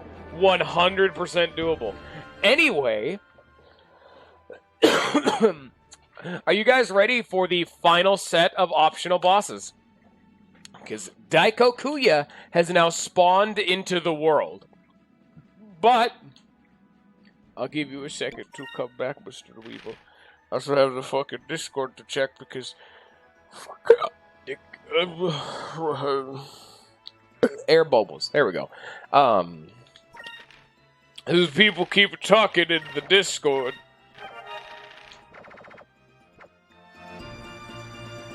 Alright, there we go. We have now gotten every single moonfish in the game.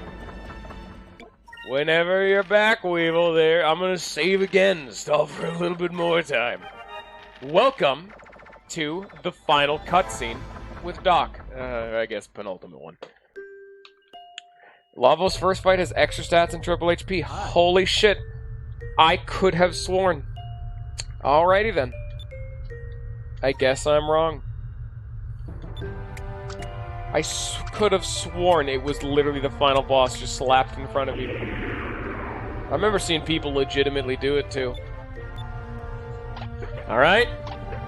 Moonfish time. Blah. What's the second to last reward? It is Hydra Wing, Silver Arm, and the Serpent Strike. Be glad you cannot get the second to last Moonfish before now. Silver Arm is a Drachma weapon. Same with the Gilder gun. It kind of shows you they may rejoin the party later on in the game. It's a mild spoiler, actually. Holy shit. The final Moonfish.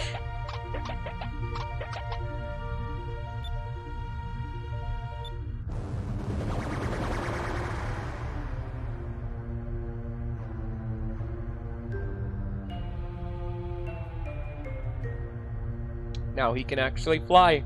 His wings have come in properly. He could hover a little bit and float, but now he can fly. He just keeps getting bigger and bigger. Damn. Ain't that many Moonfish would grow at least half as much.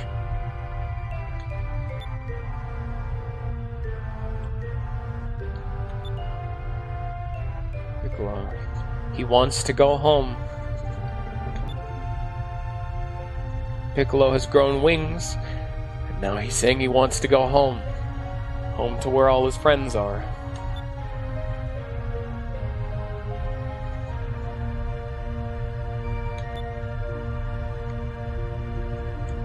Worries of Galley's Green's gonna fall into depression again.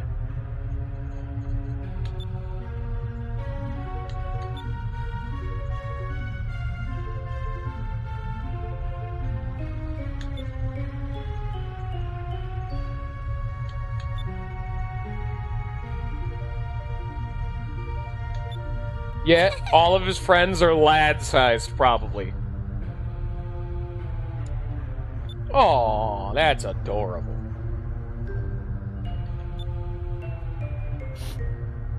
Thanks. I fucking love this plotline. If only it wasn't, like, tethered to, hey, here's the thing that ruins Ramirez as a character. This is super fucking satisfying. Helping an emotionally damaged girl grow out of the, damaged bits of her psyche and come out of her shell.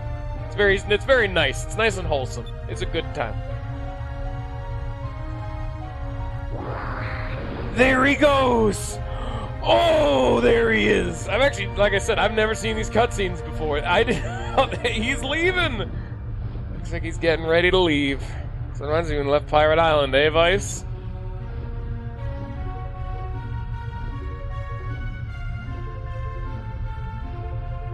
That's a weird perspective.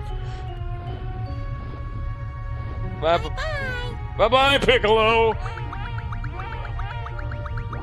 Look at the noises he makes. He's so adorable. He's also huge. I didn't know he made noise. Oh.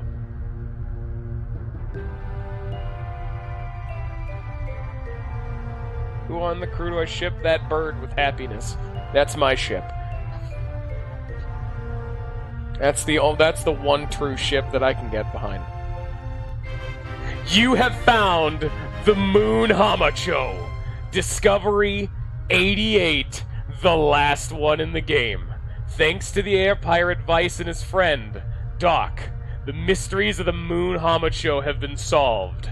Once fed a moonfish, the Moon Hamacho will undergo a metamorphosis and will eventually return home to its nest. This discovery will go down in history.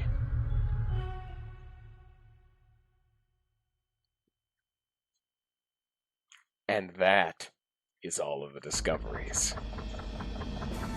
But we're not done yet.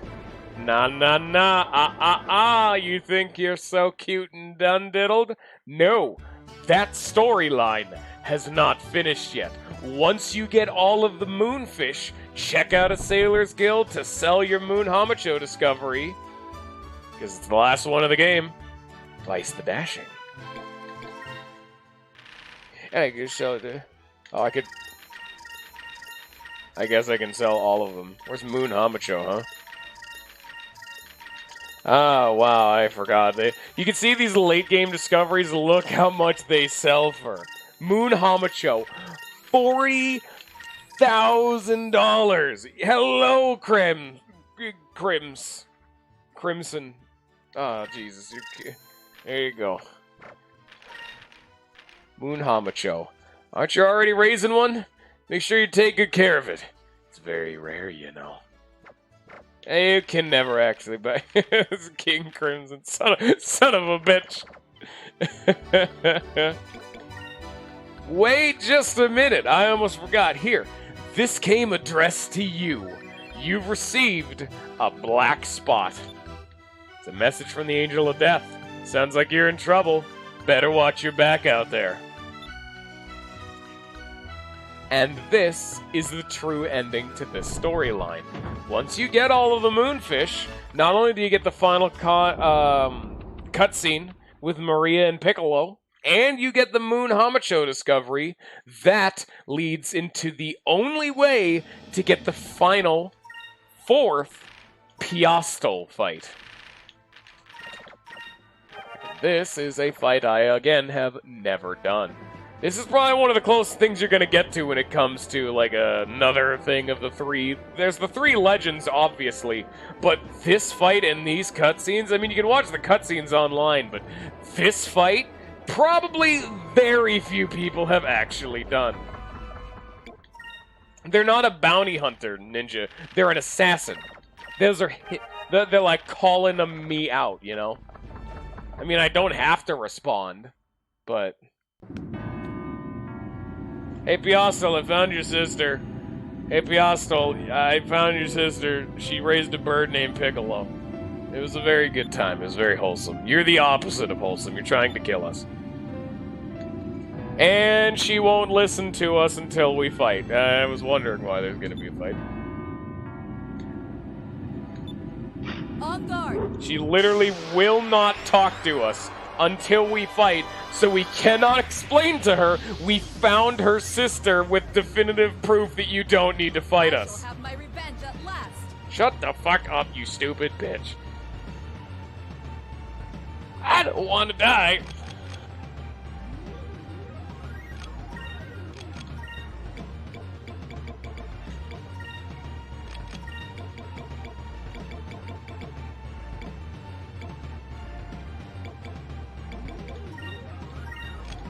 Here we go again. Justice Shield begins today. Hey, remember this? Oh, Super Tempest Dance. It's the final animation.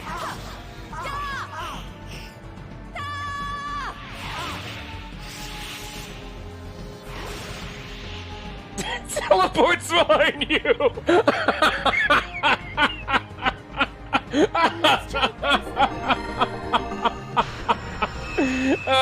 You edgy piece of shit.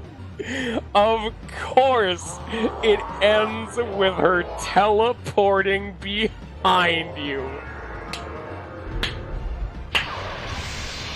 Fucking perfect.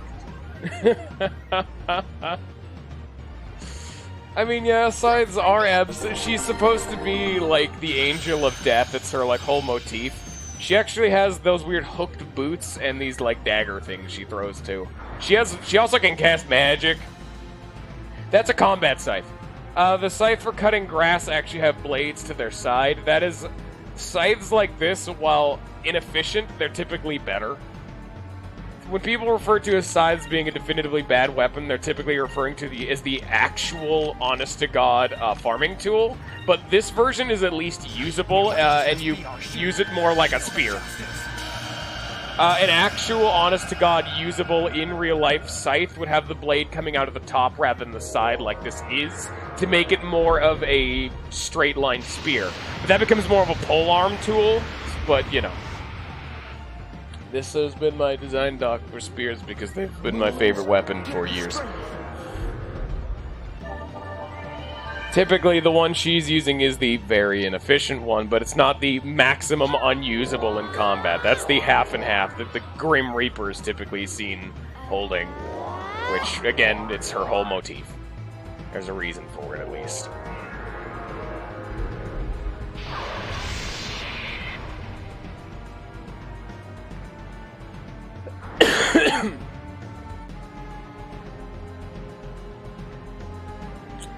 Oh, how do we want to do this?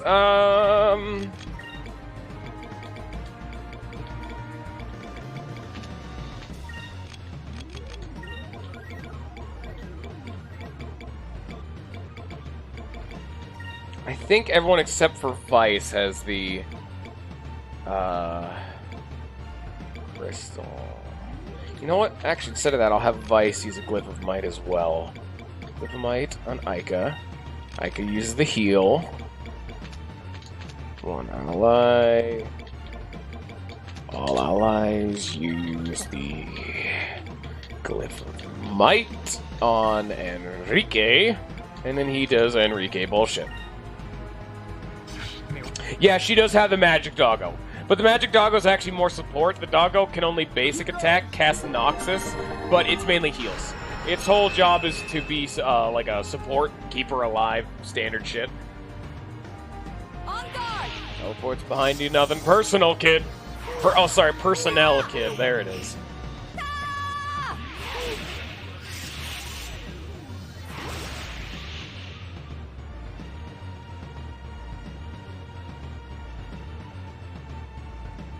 Fortunately, I need to gun the Doggo down before I can actually get the party to have regen. Once I get Increm defending and regen, then we kind of just win the fight.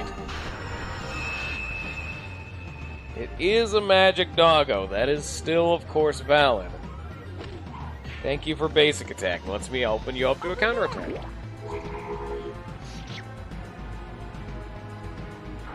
And I'm dying. Drop the moon on them. I refuse to use Prophecy. It is still too strong of an option. I will use Pirate's Wrath like a responsible adult.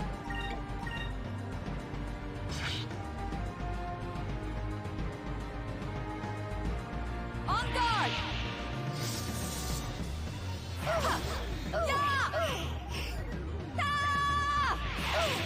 Owie.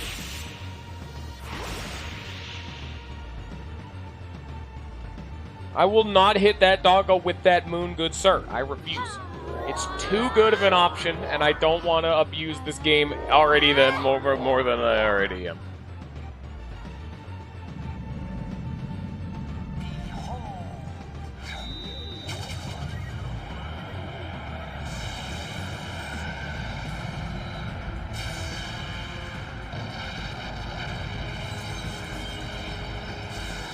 Pirate's Wrath. Cuntless Wrath. Oh, that does no damage. Son of a gun. Ah, damn.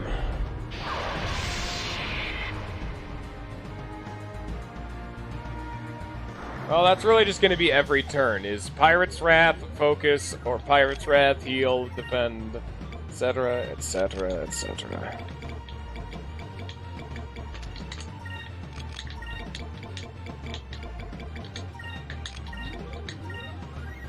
I refuse to be nice to Doggo. The Doggo is trying to kill me. I'll be nice to Doggo when it's nice to me back, good sir. I cannot skip this animation as long as it is.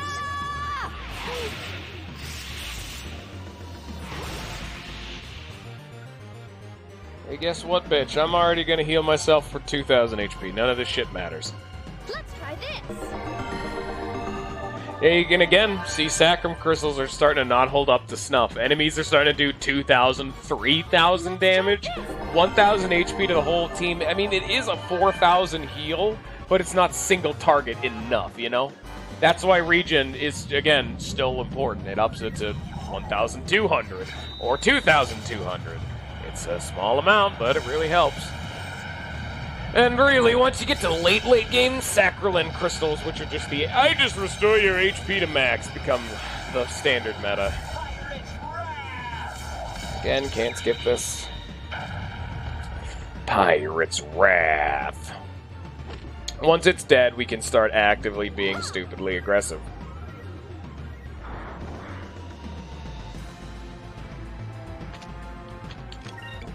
Right? Because, yeah.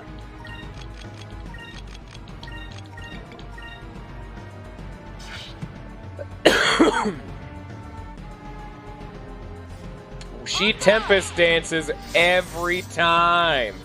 It takes us so long, though. She has other abilities she can use. She can cast Wevelum, she can basic attack. I mean, her other option of casting Eternum, or whatever it is, the insta-death spell, not good, because that would just kill Vice. But I mean, still, you know? Alright, and I can now Rain of Swords to kill the doggo. The big old murder doggo will be cleansed shortly. And he's ending us off with a Noxus.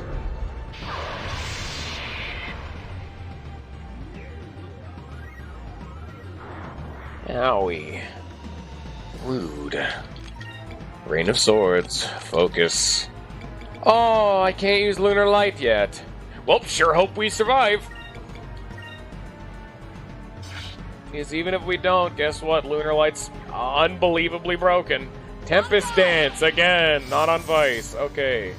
I mean, I really don't like anyone hitting Fina, because, wow, she is about as tanky as a stale paper bag, but I don't know why I chose the stale to be the terminology I use today, but let's not talk about this thing. I'm not exactly a sapient human being. Sorry. I'm slow sometimes.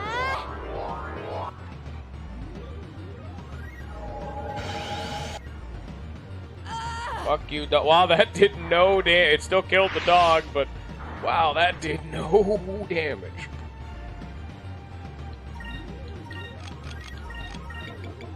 Lunar Light. There you go. Nice and pretty. And we're not poisoned.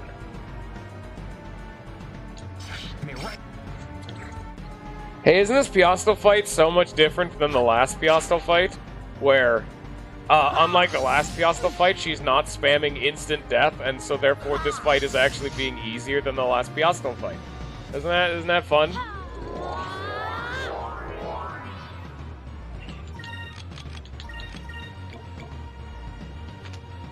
Regeneration. And we've won the fight. Now we're regenerating.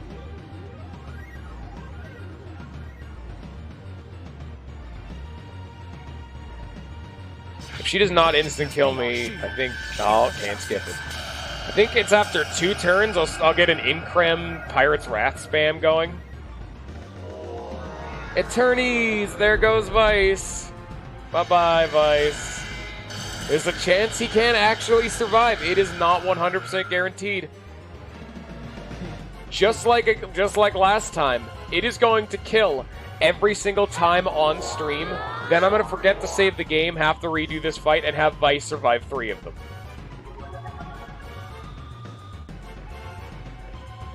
Well, stale doesn't mean expired. That's the thing, Mr. Weevil. That's just not what it means.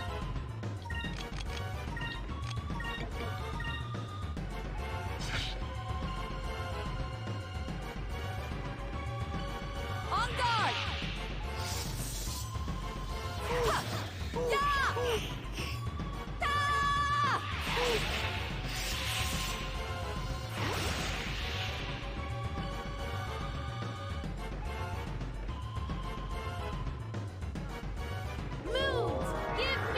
Lollipops clipping into her face.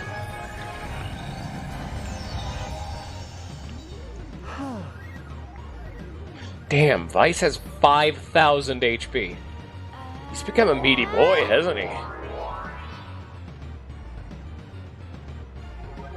Don't be a bitch. Eat your stale bread with the rest of us.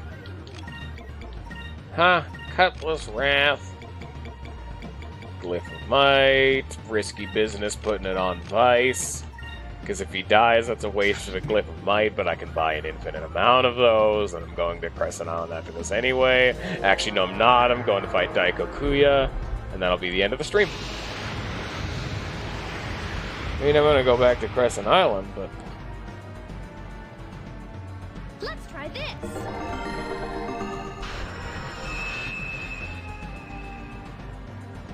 It's go time, baby.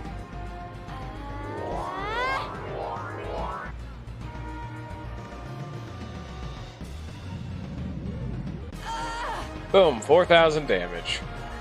I only need like 3 more. Okay, I think now I can officially say Prophecy is fine. I've proven we're fine. I've done it, you know.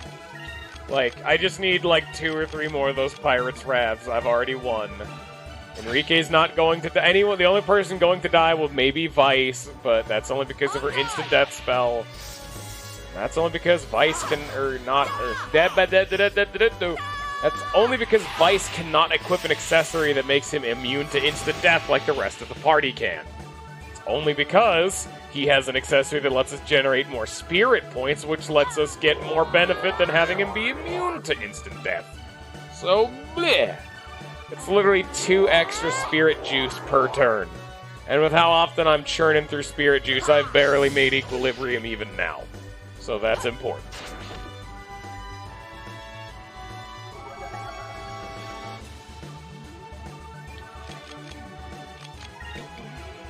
Still gonna, I'll Pirates Wrath one more time. As long as he has his Increm, I'm gonna keep Pirates Wrathing. I mean, once it's gone, though, I'll probably go for Prophecy.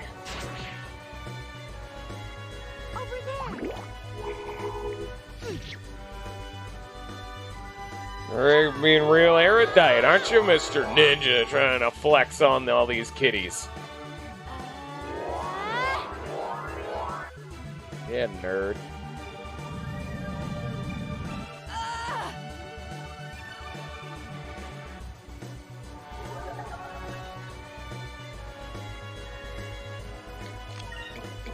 This game's really hard. I just wanna remind everyone this is one of the hardest optional boss battles in the game. A quick reminder. Aww.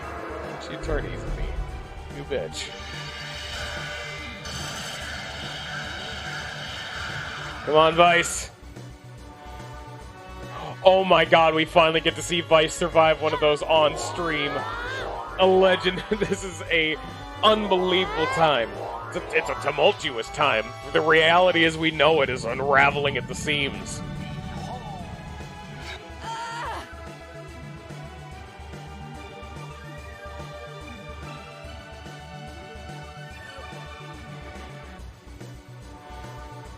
An utter victory.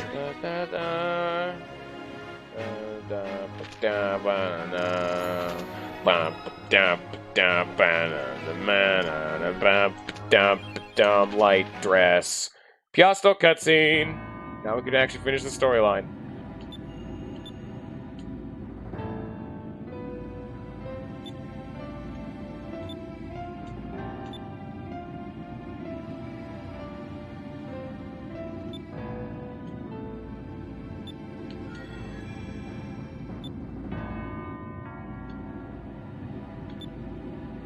Oh, that's depressing.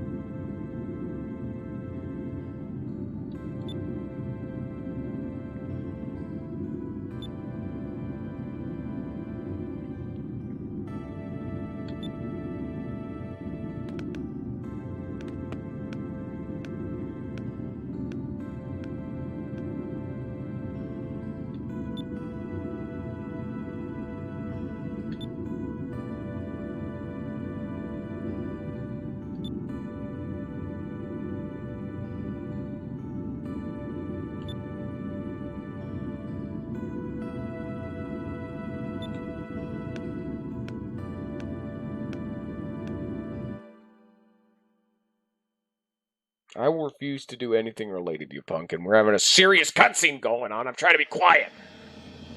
So people can process, and really it gives people a chance to, for those who want to read it, have a good chance to do so. You never know. There's never really a happy medium between reading everything and not, and I'm trying to find it. Which is typically just shutting the fuck up whenever there's important things going on, because guess the fuck what? We're going back to... Where'd Doc go? That's not him. Doc, you fat... Why the hell are you over there?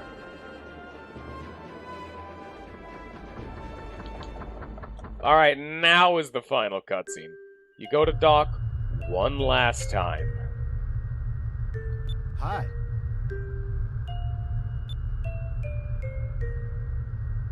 Piastol came by the other day.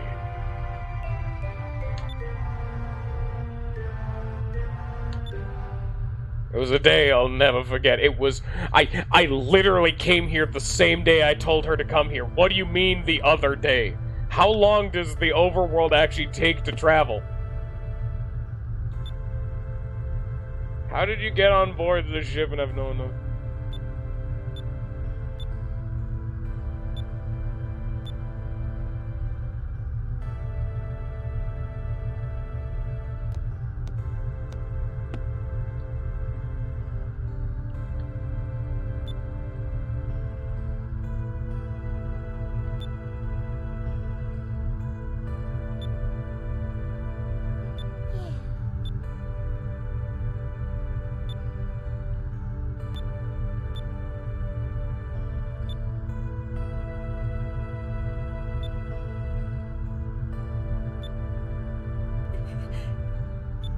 Yeah.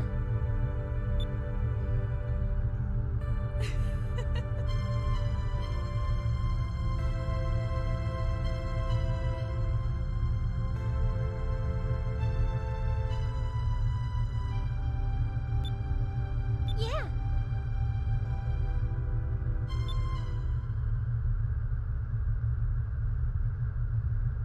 What the fuck do you mean you remember that day? You weren't even there, Doc!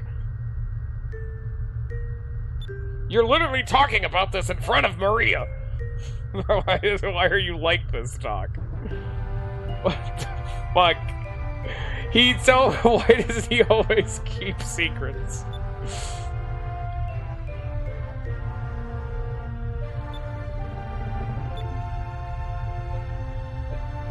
Yeah, those are murder clothes. She didn't put the hair down. She didn't even take off her murder claw boots that she uses to just gouge people with her feet. Nah, she just walks around in that. I thought they were hiding her face because she would have, like, changed up her face. And, like, you know, changed her hair to be more recognizable, but no. Uh-huh. Why do we need the weird bondage dominatrix outfit? I don't think little Maria's into like BDSM, lady. I need to tone that down just a little bit. Okay, there, Doc. You wanna like not tweak out on my ship? That'd be real appreciated. Do I even need to heal? I mean, not really. I could just go right here, go.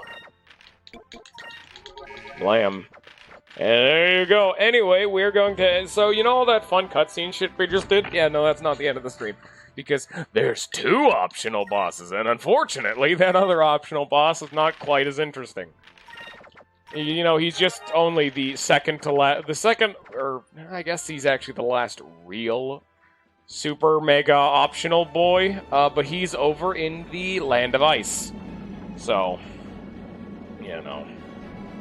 He hovers above the Land of Ice, above the clouds, but the problem is he just doesn't spawn into the game until now, so even if you went to look for him in the Land of Ice, which is where his wanted poster would hint that he is, he's just physically not there.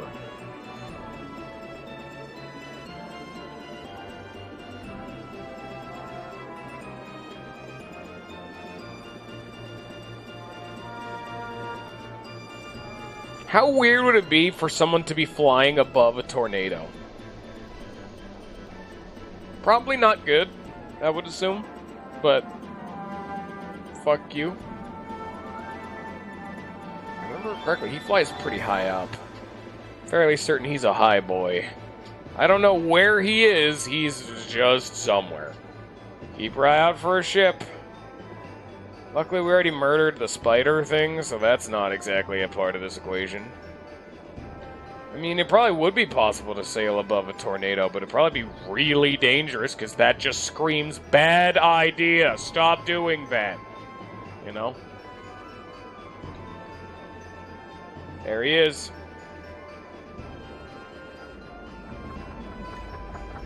It was supposedly a wealthy Yafutoman merchant who went out and just became a pirate because he's a degenerate scumfuck bastard. I remember this being one of the hardest fights in the game. A little fishy for a boat to be doing out here on its own. Also, I believe this is the actual last bit of optional content we're going to do in the rest of the game until we beat it. Then we do the optional shit. Because like I said, the final bits of optional stuff are all along the main path. The final wanted battle is along the main path, and the last chams are also along story-relevant islands.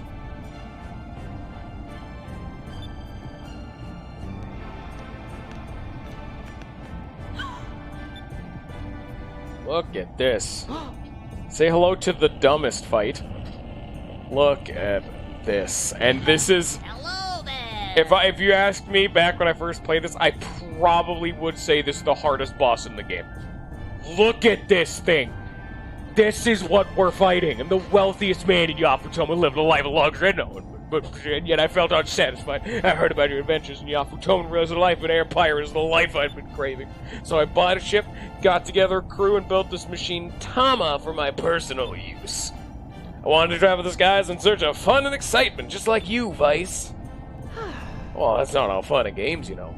Nevertheless, it was his fate that we have met this day, and I think your head would make a fine trophy for me to take home. Why does he want to kill his idol? Their inspiration. There's nothing in this world can't buy, including your head. Here goes. Yeah. I don't like it. This guy is really strong. I definitively remember this dude being harder than Lupin. Which, oh, that's a weird thing to be, like, specializing in there, buddy boy. I did skim the walkthrough a little bit and read that he summons a minion on the first turn, so I don't need to adjust the shield for one turn. It's just these damned Yojin. Oh, wow, they do a lot of damage. That's without Incram, and that's without Yojin and Boo.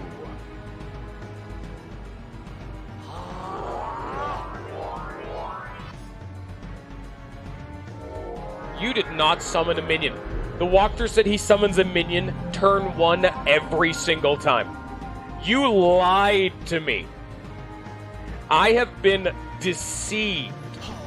And you just took out the one chick who's going to use a Quicka gem, so now that's not an option anymore. Let's try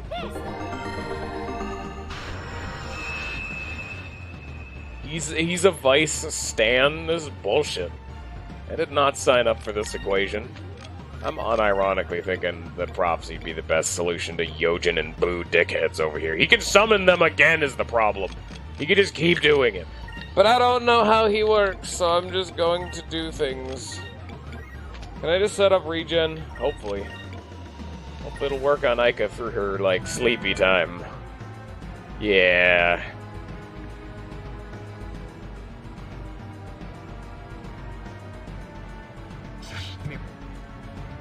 So let me tell you right now, when I played this, even the Here we go. Oh god, no, here it goes. Yeah. Money makes the world go round. 1,000 damage, whole party through defense, and it inflicts confusion. Welcome to the boss fight. Have fun, go home. Now your party's confused, and now they're focusing down Fina, just like Lupin did. Welcome to Daikokuya. Are we having fun yet? No? What are you, stupid? Can I please get a fucking glyph of speed? Please.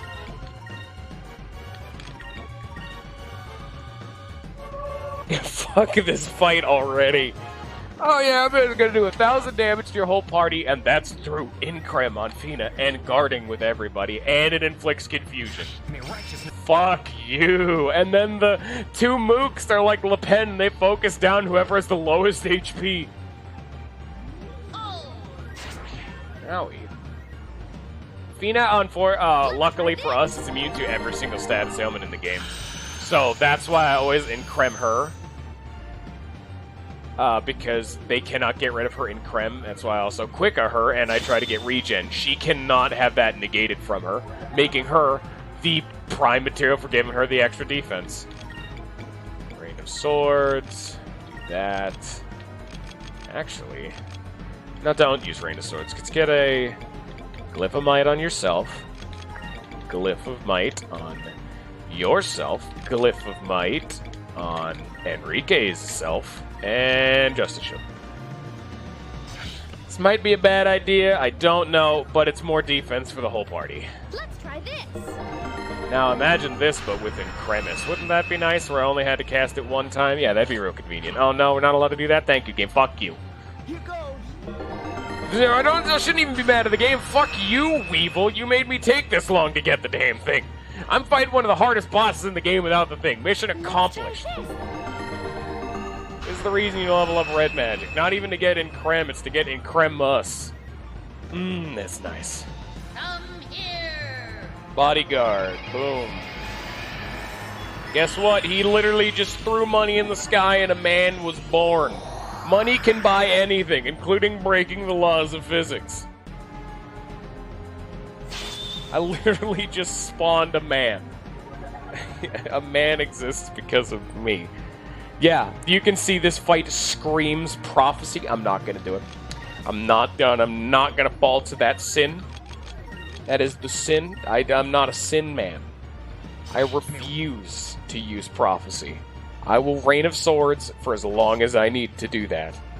To deal with this fucking... Oh, okay, nope, there goes prophecy. Prophecy's coming right out the... No, prophecy, yeah, that's a great idea. Great solution to this problem.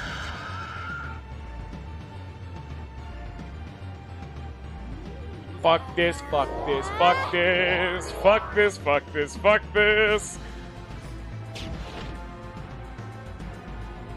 You guys ever hear about this cool new move called Prophecy? I think I'm gonna try it out. He has attorneys. Nope. Not playing that game. I've already made a bad idea.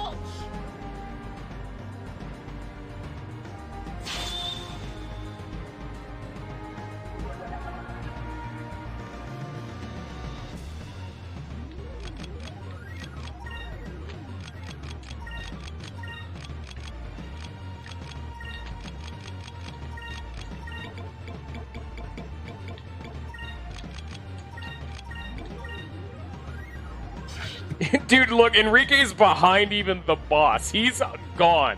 He is hiding away. Which is actually really good because the bodyguard mooks, they have Wind Slash that is like a line ability similar to Alpha Storm.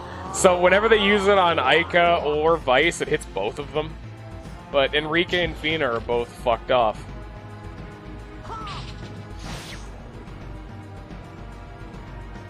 Please don't use Golden Shower. I do not want you to pee on me. He did it! He did it! Even after my positive request for him not to. Money makes the world go round. I can't believe him. Hey guys, did you know that money makes the world go round? It didn't even confuse anyone. What a bitch. What a stupid, dumb idiot. What a fucking idiot. What are you, stupid?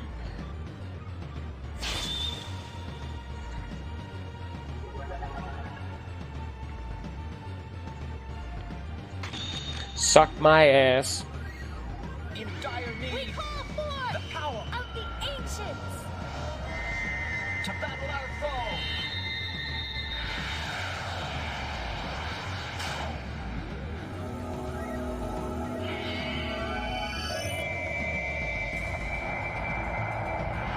He did it! I can't believe it. Please do not use Golden Shower. I do not want you to pee on me. Yeah! Good quotes. Yeah, oh, that was... Welcome to why I don't use Prophecy. Rain of Swords did like 800 damage and is my best AoE move at any point of the game. Prophecy did about 5,500. And now I just get another turn. Why would I change its date format?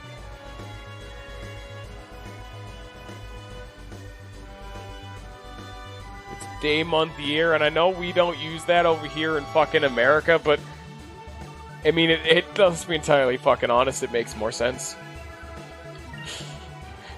I'm gonna stab my fellow Americans in the back, but let's be entirely honest. Day, month, year just makes more logistical sense. It's like, let's be entirely honest. I'm sorry to say, I don't think the entirety of the government's gonna fall to my opinion, but I'm gonna believe it either way. Come here. Yeah, no, Prophecy is a very well-balanced move, considering the fact that I won the fight in one move. Because he has to now take multiple turns to resummon his mooks, and if I wanted to, I could just Prophecy again. Probably just gonna Pirate's Wrath instead. Then go through the quotes. Now's a good chance. It'll even give people who haven't seen them on the YouTubes a chance to look at them. Go through like 30 and whatnot. Are you assuming my arms are not jack-o'-lanterns? Yeah, I remember that. Yeah, I remember that. See, Pirate's Wrath does less damage than Prophecy, because again, Prophecy pierces defense. It does true damage. Or at least something close to it. Assuming my arms are not jack-o'-lanterns. You need to do a quote 30. You did 29 and you just added 31. Hey, Vice living.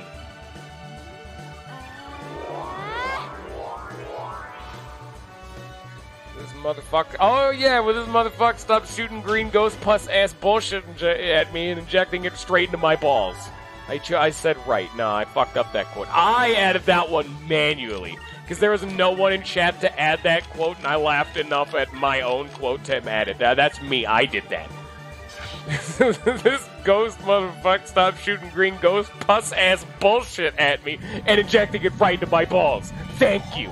There's a clip of that too. I was really feeling that one. Come here.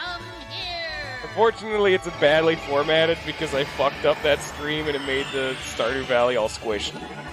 But green ghost pus ass bullshit.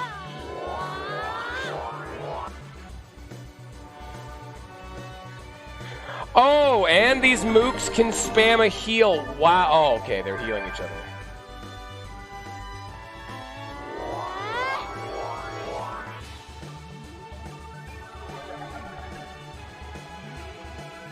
I need to pee. Hurry up and end this battle. I've been holding it in since the Piastol fight, so I don't have to go pee right back, come back, beat the boss, and leave again, because that's the end of the stream. I just want to beat the boss so I can take a piss. This is currently a battle not against this man, but against my bladder.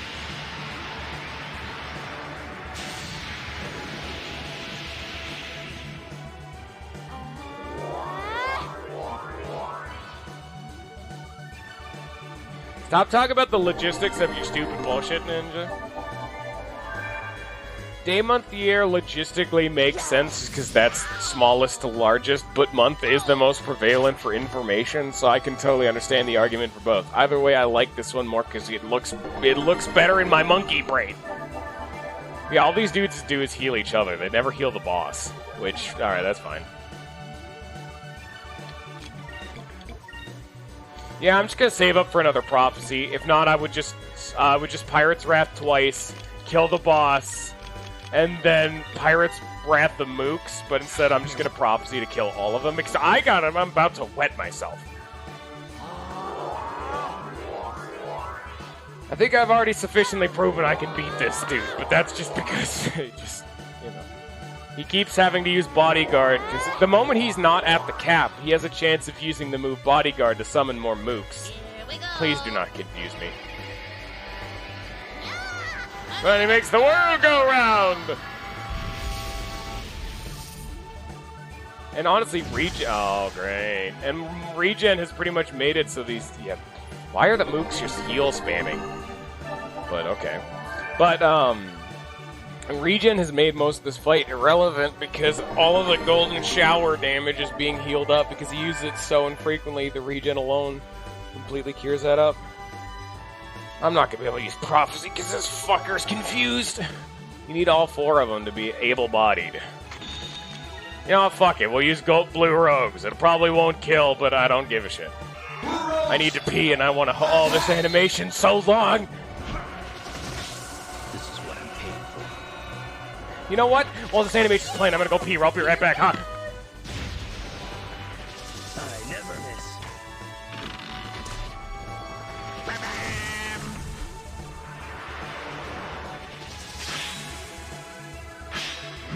A fine blade.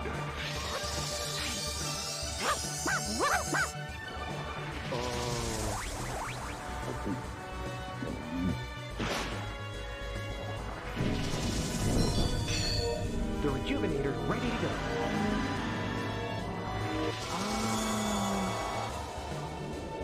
Yes. You guys looked hungry. Bless us all.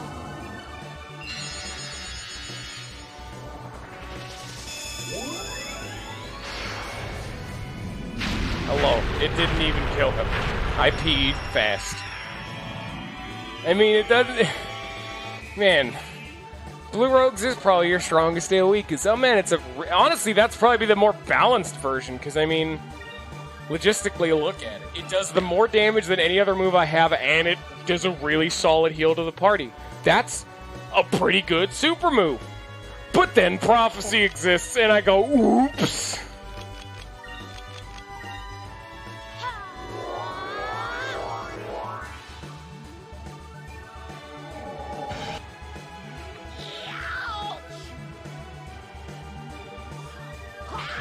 Enrique still hit the boss. Nice. Here we go. Stop that. Actually, shit, Enrique's confused. I'm not defending right now. Owie. Just talking data, no, Ninja. The only thing Blue Rogues has over, Prophecy is it heals. It does less damage. Prophecy does nearly true damage because it pierces defense. And then the moneymaker that makes it stupid, Prophecy skips the enemy's next turn and gives me another turn immediately afterwards. Prophecy is effectively... Oh yeah, it only does 5,000 damage, but it actually does more damage depending on the defense. And Blue Rogues does less. And then I get another turn of benefits.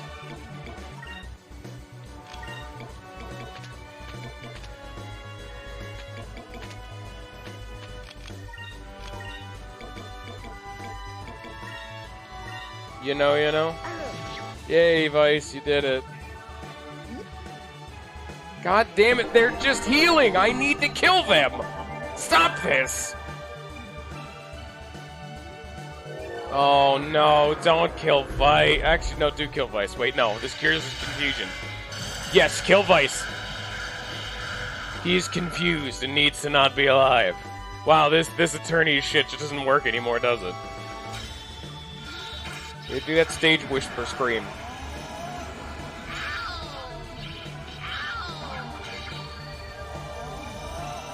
Face my blade. Ouch! He didn't even have like a boss death animation. He just faded like some rando mook. What a nerd. Maybe it's because I killed him while there were still minions alive? I don't know. Wow, that does no damage. Yeah, they're just healing, and Vice is confused. We know what breaks people out of confusion? Getting hit. Oh my god.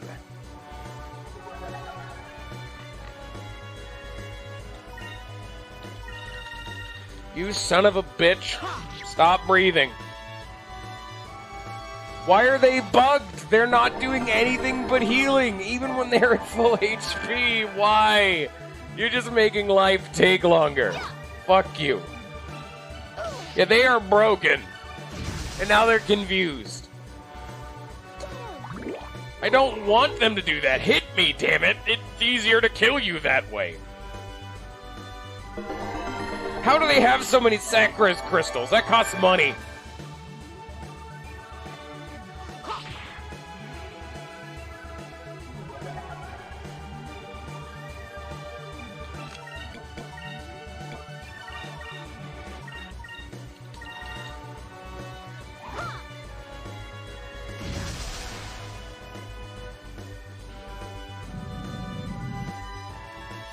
Fuck that guy. Money makes the world go round. I refuse, Ninja, I'm not gonna prophecy one guy. I keep confusing him with Ica, which skips his turn. I'm literally just stun locking him with basic attacks. And that's why we use the Swirl Meringue. That was easy.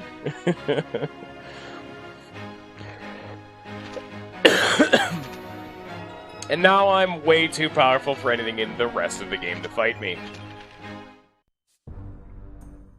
What's up?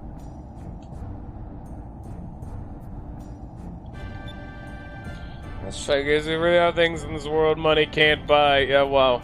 Dude, this man literally spawned another human being into existence who was indentured. It was an indentured servitude. I think money can buy anything.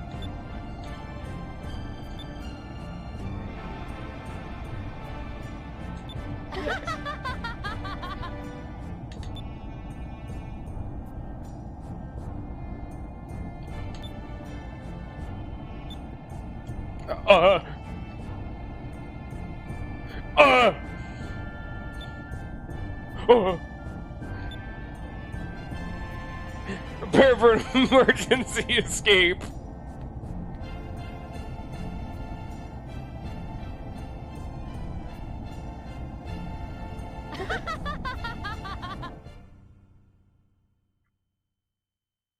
Yeah, it's a game, everyone. This guy's okay. This guy's okay over now. What do we even need to do? Like, Daikokuya.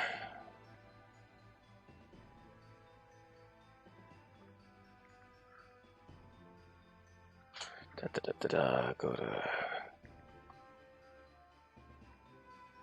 Yeah, well, we are very, very close to the end of the game. So, for context, the walkthrough breaks the entirety of this game, and like there's like a organization to it. Like, so like 1 is the walkthrough. So like 1.1 is Alfonso's ship from the tutorial of the game. 1.2 is the first time you control the ship. 1.3 is the first time you're on Pirate's Island. 1.4 Shrine Island, etc., etc. There are a total of 26. So 1.26 is the end of the game.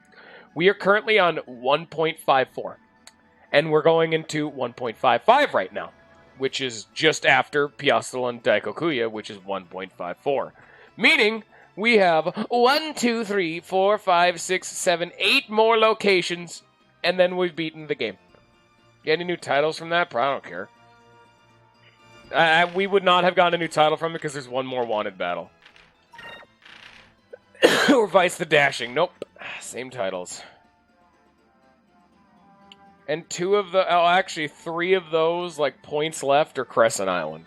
Because it lists every location you need to go to. Because, like, to beat the game, you go to Alfonso Ship Mid-Ocean, Pirate Island, Shrine Island, Pirate Island Mid-Ocean, Sailor's Island Mid-Ocean, Lower City Valua, Catacombs, Upper City Valua, Pirate Island Mid-Ocean, Nasir. See what I'm saying? It literally just lists each location you go to in order. 3 of the locations we go to are Crescent Island, which you know aren't an event. We are very close to the end of this game. Oh, wait, shit. I never actually even looked at the stuff we got from, what are they called? I never actually looked at the crap that the Moonfish boy dropped. He dropped Hydra Wing, Silver Arm, and Serpent Strike, which I'm most assuredly...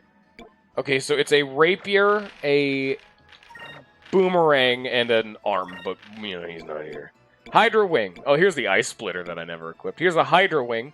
Boomerang modified by the Balloon Army with reinforcement for close quarters combat. Nice damage. However, Swirl Meringue, as we've seen, is already her best weapon. I don't need that. You can't ever unequip Cupel, so Serpent Strike. Nice. It's a very slight increase for 100%ing a massive side quest in this game. Really knocking that one out of the fucking park, ain't you? To be entirely honest, that might be his best weapon. I could totally see that being either his best weapon or his penultimate weapon, because the best weapon might be just found in the final dungeon of the game. Frankly, not sure. Either way, I don't think we're going to beat this game next stream. It does have stone, that is fair. I don't think we're going to beat this game next stream, but probably the one after that. We're probably going to beat this game on Wednesday. Oh, but then there's the 3 secrets. Ooh. Because it's Piastol, Daikokuya, Crescent Island, blank, Crescent Island, blank, blank, Crescent Island, blank, we've beaten the game. Oh, blank, blank, we've beaten the game technically, but yeah. You know, we're getting there. And I mean, I'm floating back to Crescent Island right now. We have 5-6 through 6-2 left to do in the game. I don't even know what uptime is. Sorry there, Pumpkin. I don't have any bots at all. None of them. The only bot is this bot, and that's me. That's my bot. Did that work? What is uptime supposed to do? Did it work? Did I somehow do that right?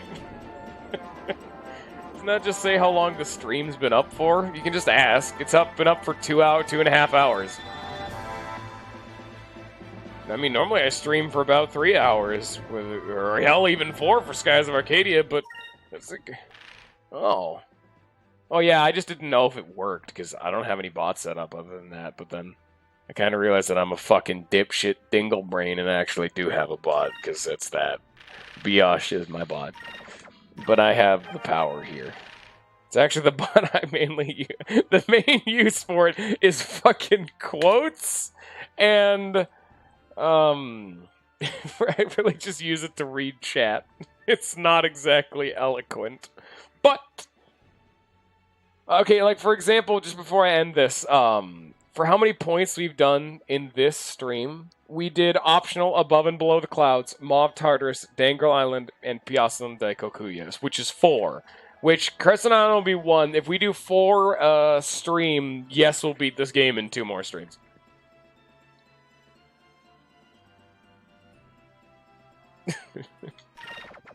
I don't need...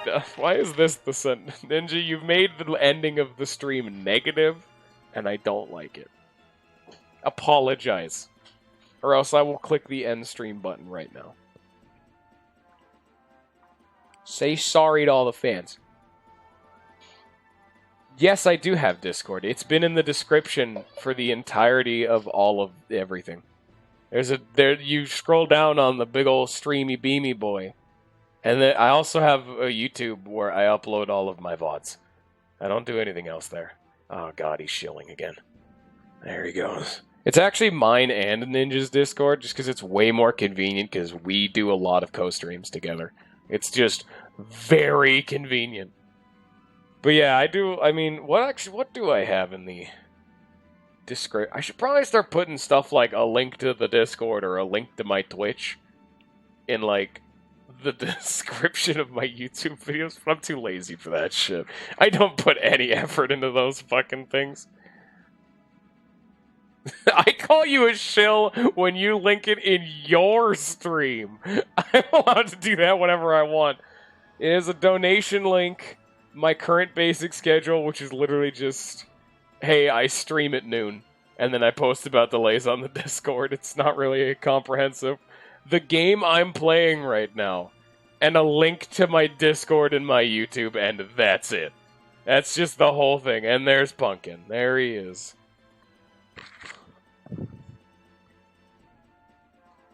How do I add... Oh, fuck, I don't give a shit. You also never apologized, and so, by my own decree, I need to now legally click the end stream button.